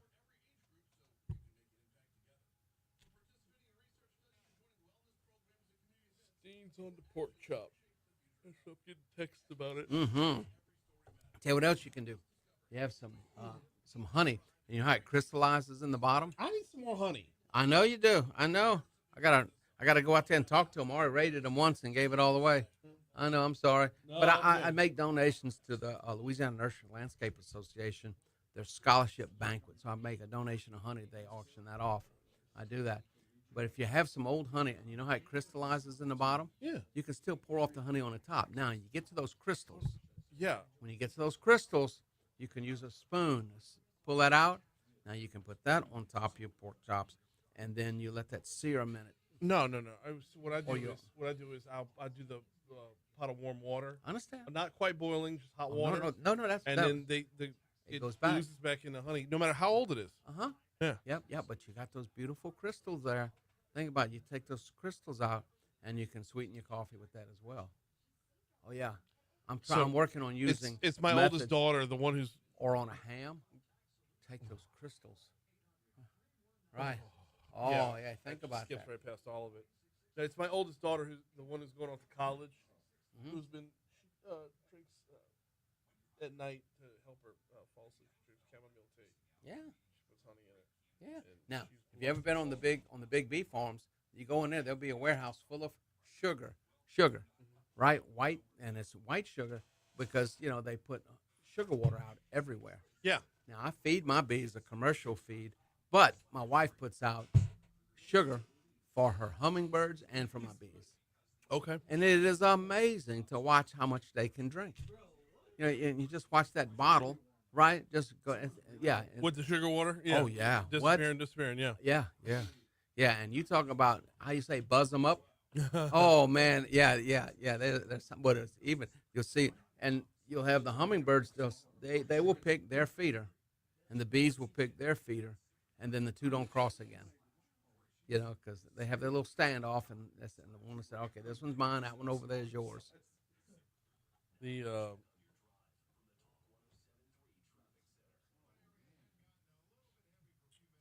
But we had the honey was real. It was light colored this year because I harvested. They had not even capped the cells, and I rated this. And in one hive, I only used 7 frames. 7. I got 8.5 quarts from 7 frames. That's unbelievable. Wow! And I knew when I picked those frames up, I said, "There's a lot of honey in there." Yeah. Oh no, it wasn't Modesto. It was Best Stop. Best Stop. Best Stop is certified. Yeah. Yeah. Wow. Because Moon brought that by on Tuesday. Yep. I was trying to remember where we had the You still let Moon have airtime? So I filled in for him last Did week. you? How was that? Last Tuesday. Was that fun? 5 solid hours of radio. You want to talk about exhausting? Is that what he does every day? No, I do. I do my 3. I did my 3, and then I did his 2. 2. Okay, I think you say, yeah. So I said, dude, my fee is boudin. Yeah. Yeah. How do you keep your voice? I mean, I'm used to it. Yeah. The norm. But yeah, about 5 hours, my voice is starting to get weak. Yeah. Yeah. I'm a finely tuned machine. Not at all. Yes. 856 Talk 107.3 FM, WBRP, Mornings with Brian Haldane, rolling right along. One segment to go here before we hand off to Moon Griffon and the Moon Griffon Show. We got our Ag Commissioner, Dr. Mike Strain, in before he's wheels up to Ireland. I'm so jealous. I I understand. took my wife to Ireland for our honeymoon. Did you? Oh, our maiden name's Kerrigan. She was Yes. right at home, very much into Well, her. Strain comes from County Down. There you go. Yeah, Lurgan, County Down in Okay. Ireland, and we still have relatives there. Mm-hmm. You know, but my family left. Archibald Strain left in 1763. Archibald Strain. Archibald Strain. That's correct. Yes. Nobody names their kid Archibald anymore. Oh well, it's Archie. Oh So yeah. Archibald becomes Okay. Archie. So in our lineage, Like Archibald Manning. that's right. As well, you know, as down the family tree, it's always confusing because they will use the same names over and over, and you know, we may have 3 Aunt Adas, right? Because the Ada Yeah. Strain, right? Yeah. Yeah, and a whole bunch of Archies. Well, which one are you? You know? Yeah. Yeah, wasn't a whole lot of Michaels. No. No. Interesting. Coming Yeah. from Ireland. Yeah. Well, not in my family lineage. Yes. So net out the trip to me for the UK. Are we looking to? I mean, I obviously we're always looking to export more, right? Export trade is both ways. That's So what do you have that you want to sell us? What do we have that you need, and how do we put these two together? Other than Guinness. Other than Guinness, Yeah. yes. And so when you start looking at their needs on a a macroscopic level, but again, those fundamental basics: rice, sugar, poultry. Think about that poultry. One of the largest export facilities for poultry in the United States is located in New Orleans, Lineage Logistics. Yeah. Sanderson Farms, House of Rayford, whatever. All of those, we export poultry and we want to export beef. And so beef both ways now. That's what I was going to say. Both ways. They're not hurting for beef over there. No. They're not hurting for beef or dairy. No. So, but the bottom line is, but they need corn and beans. Right. And so how do we get those shiploads there? We make those connections. And so we'll start off, in Ireland, and we'll be touring across the United Kingdom. And of course, I'll be at beef farms, I'll be at dairy farms, I'll be at apple farms. And then again, when we start meeting with their agricultural ministers, and we will be there, we'll have an agricultural roundtable, and there in Cookston, and of course, and some of these places, I really got to look at the map to know exactly where I'm headed. And then we will be in London for a while, but again, we will be there at the distilleries. We'll go into a food research center, and the bottom line is facilitation of trade. We'll be at the Farmers Club, with the president of the UK National Farmers Union and chair of their livestock board, and then again with Ambassador Warren Stevens at the U.S. Embassy in London.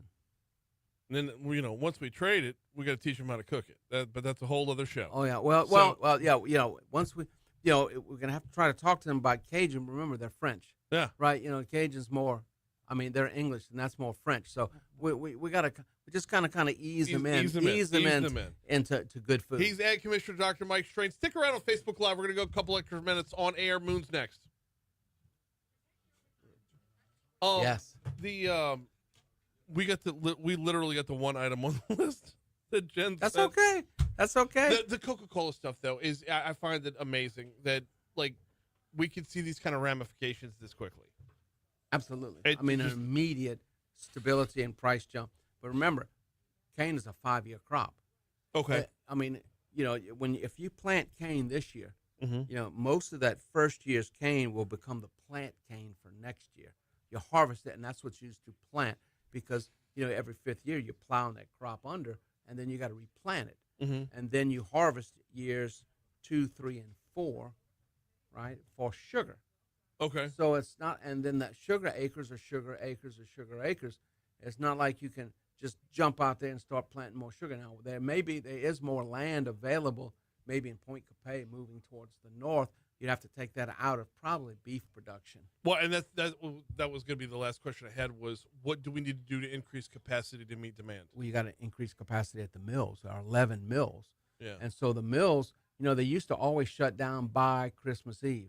Now we're running to the 15th or 18th of January. Try to get there before the hard freezes. So, and we're starting earlier. We're harvesting earlier because the 11 mills are grinding more tonnage. There's only 11 of them. We have 520,000 acres of sugarcane. And so when you start looking at that, and we're increasing the tonnage per acre, we're probably up to 35 or 37 tons of cane per acre, and the yield is about 8,000 pounds of sugar per acre. 8,000 pounds of sugar. 8,000 pounds 8,000 of sugar pounds per of acre. sugar. So I put that at 40 per acre cents. per fifth year or no, per 1 well, year? well, no, per year. Okay. On the sugar production, and so but you take the cane is harvested for sugar, right? Yeah. Which is about 85 to 90% of the cane is harvested for sugar and not for replanting. But if you figure 40 cents across the board, we're looking at that's what we're going to try to hope we can get to. But at 8,000 pounds, 8 times 4 is what? $3,200 an acre. Okay. That's real money. Yeah, it is. Yeah, it's real money. Yeah, and so and again, that supports the cane industry, and then our cane farmers, most of the mills, with the exception of the Patu family, are co-ops. Okay. And so the farmers all own a share of the mill, so they get paid so much up front, for. Do we still have the mill on the other side of the river? Yes, Alma Plantation, Alma in Point Capay Parish. Point No. Capay, Alma. What used to be in Port Allen? No, I don't think. Oh, yeah. You know what I'm talking about? Sinclair, Sinclair, right across there down by Bruley. Sounds right. Yeah, Sinclair, that sounds Sinclair, right. yeah, no. Okay. It's not operational. All right. No, but the mills are getting bigger. But so the issue is capacity at the mill, and we haven't built a new sugar mill. The last mill that was built in the 80s, and that one was the one built by Commissioner Odom in Lacassine, which is not there anymore. Okay. Yeah, that mill was dismantled and sent to Peru, sold to people in Peru to Gloria Corporation. But the bottom line is that we're going to see a better price, but it will take time to increase any more capacity, a little bit of time, because the main linchpin is more what can be processed at the mills. Right. Right. And see, we can't go really too far into January, because if you get a hard freeze, you got like a couple of days to get that cane out because it will sour. So increasing capacity at the mill, would that mean building more mills or just increasing the capacity of the current mills? Right. How would you, max them out by hour? Like what you'd have to do is really you'd have to have more centrifuges in there, maybe another kettle where you cook the sugar. Okay. Because sugar's cooked at the mills. Yeah. Right. And so you may have to put in an additional line. Building a new sugar mill, you're probably talking about I would say at a minimum $250, $300 million to build a sugar mill. So it would take a lot more demand to force to $300 million. Yeah. Yes.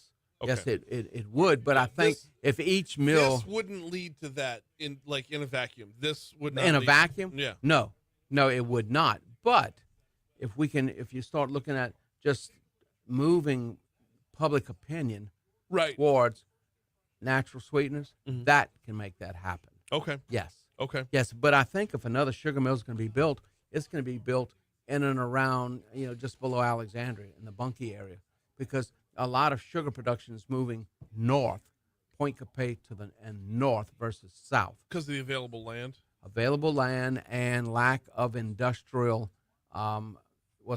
heavy industry. If you build a new chemical plant, anything, it eats up sugar acres, right? If you look at all that, and we lose in sugar acres, so the natural impetus would be to move up north, and really not on the Mississippi River, because those plantations on the river, that is what's being consumed by industrial development and subdivisions.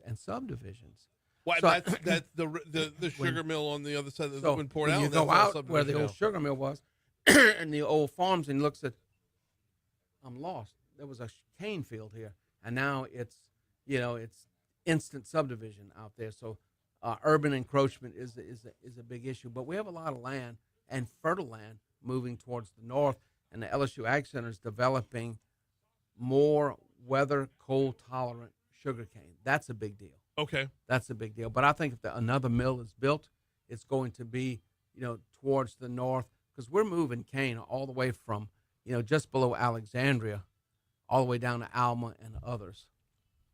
The but this is completely random. Is there an interactive map that shows you what grows where around the state? LSU, yes, indeed. Farm Bureau has one. They published that map, and it's a beautiful map. Farm Bureau has that. Probably LSU Ag Center probably has one too. Okay. But Farm Bureau does. Okay. Yes. I've always wondered about that because, like, if you're driving somewhere and you see, like, you could tell something's being grown, but, like, what is it? You know, Mhm. is it? Yeah, it's a beautul map. Okay. That is produced and published. Okay, I need to check that out.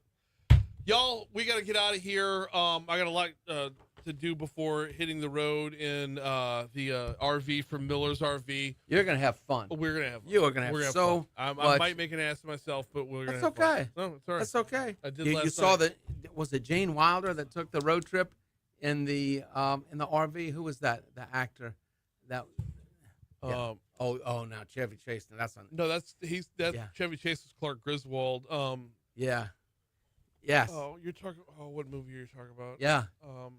Adventures in RVing or whatever. Robin Williams. Was it Robin Williams? I think so, Yeah. Yeah. Well, his was just called RV. RV. Yes. All right. So we'll see y'all later. Toodles.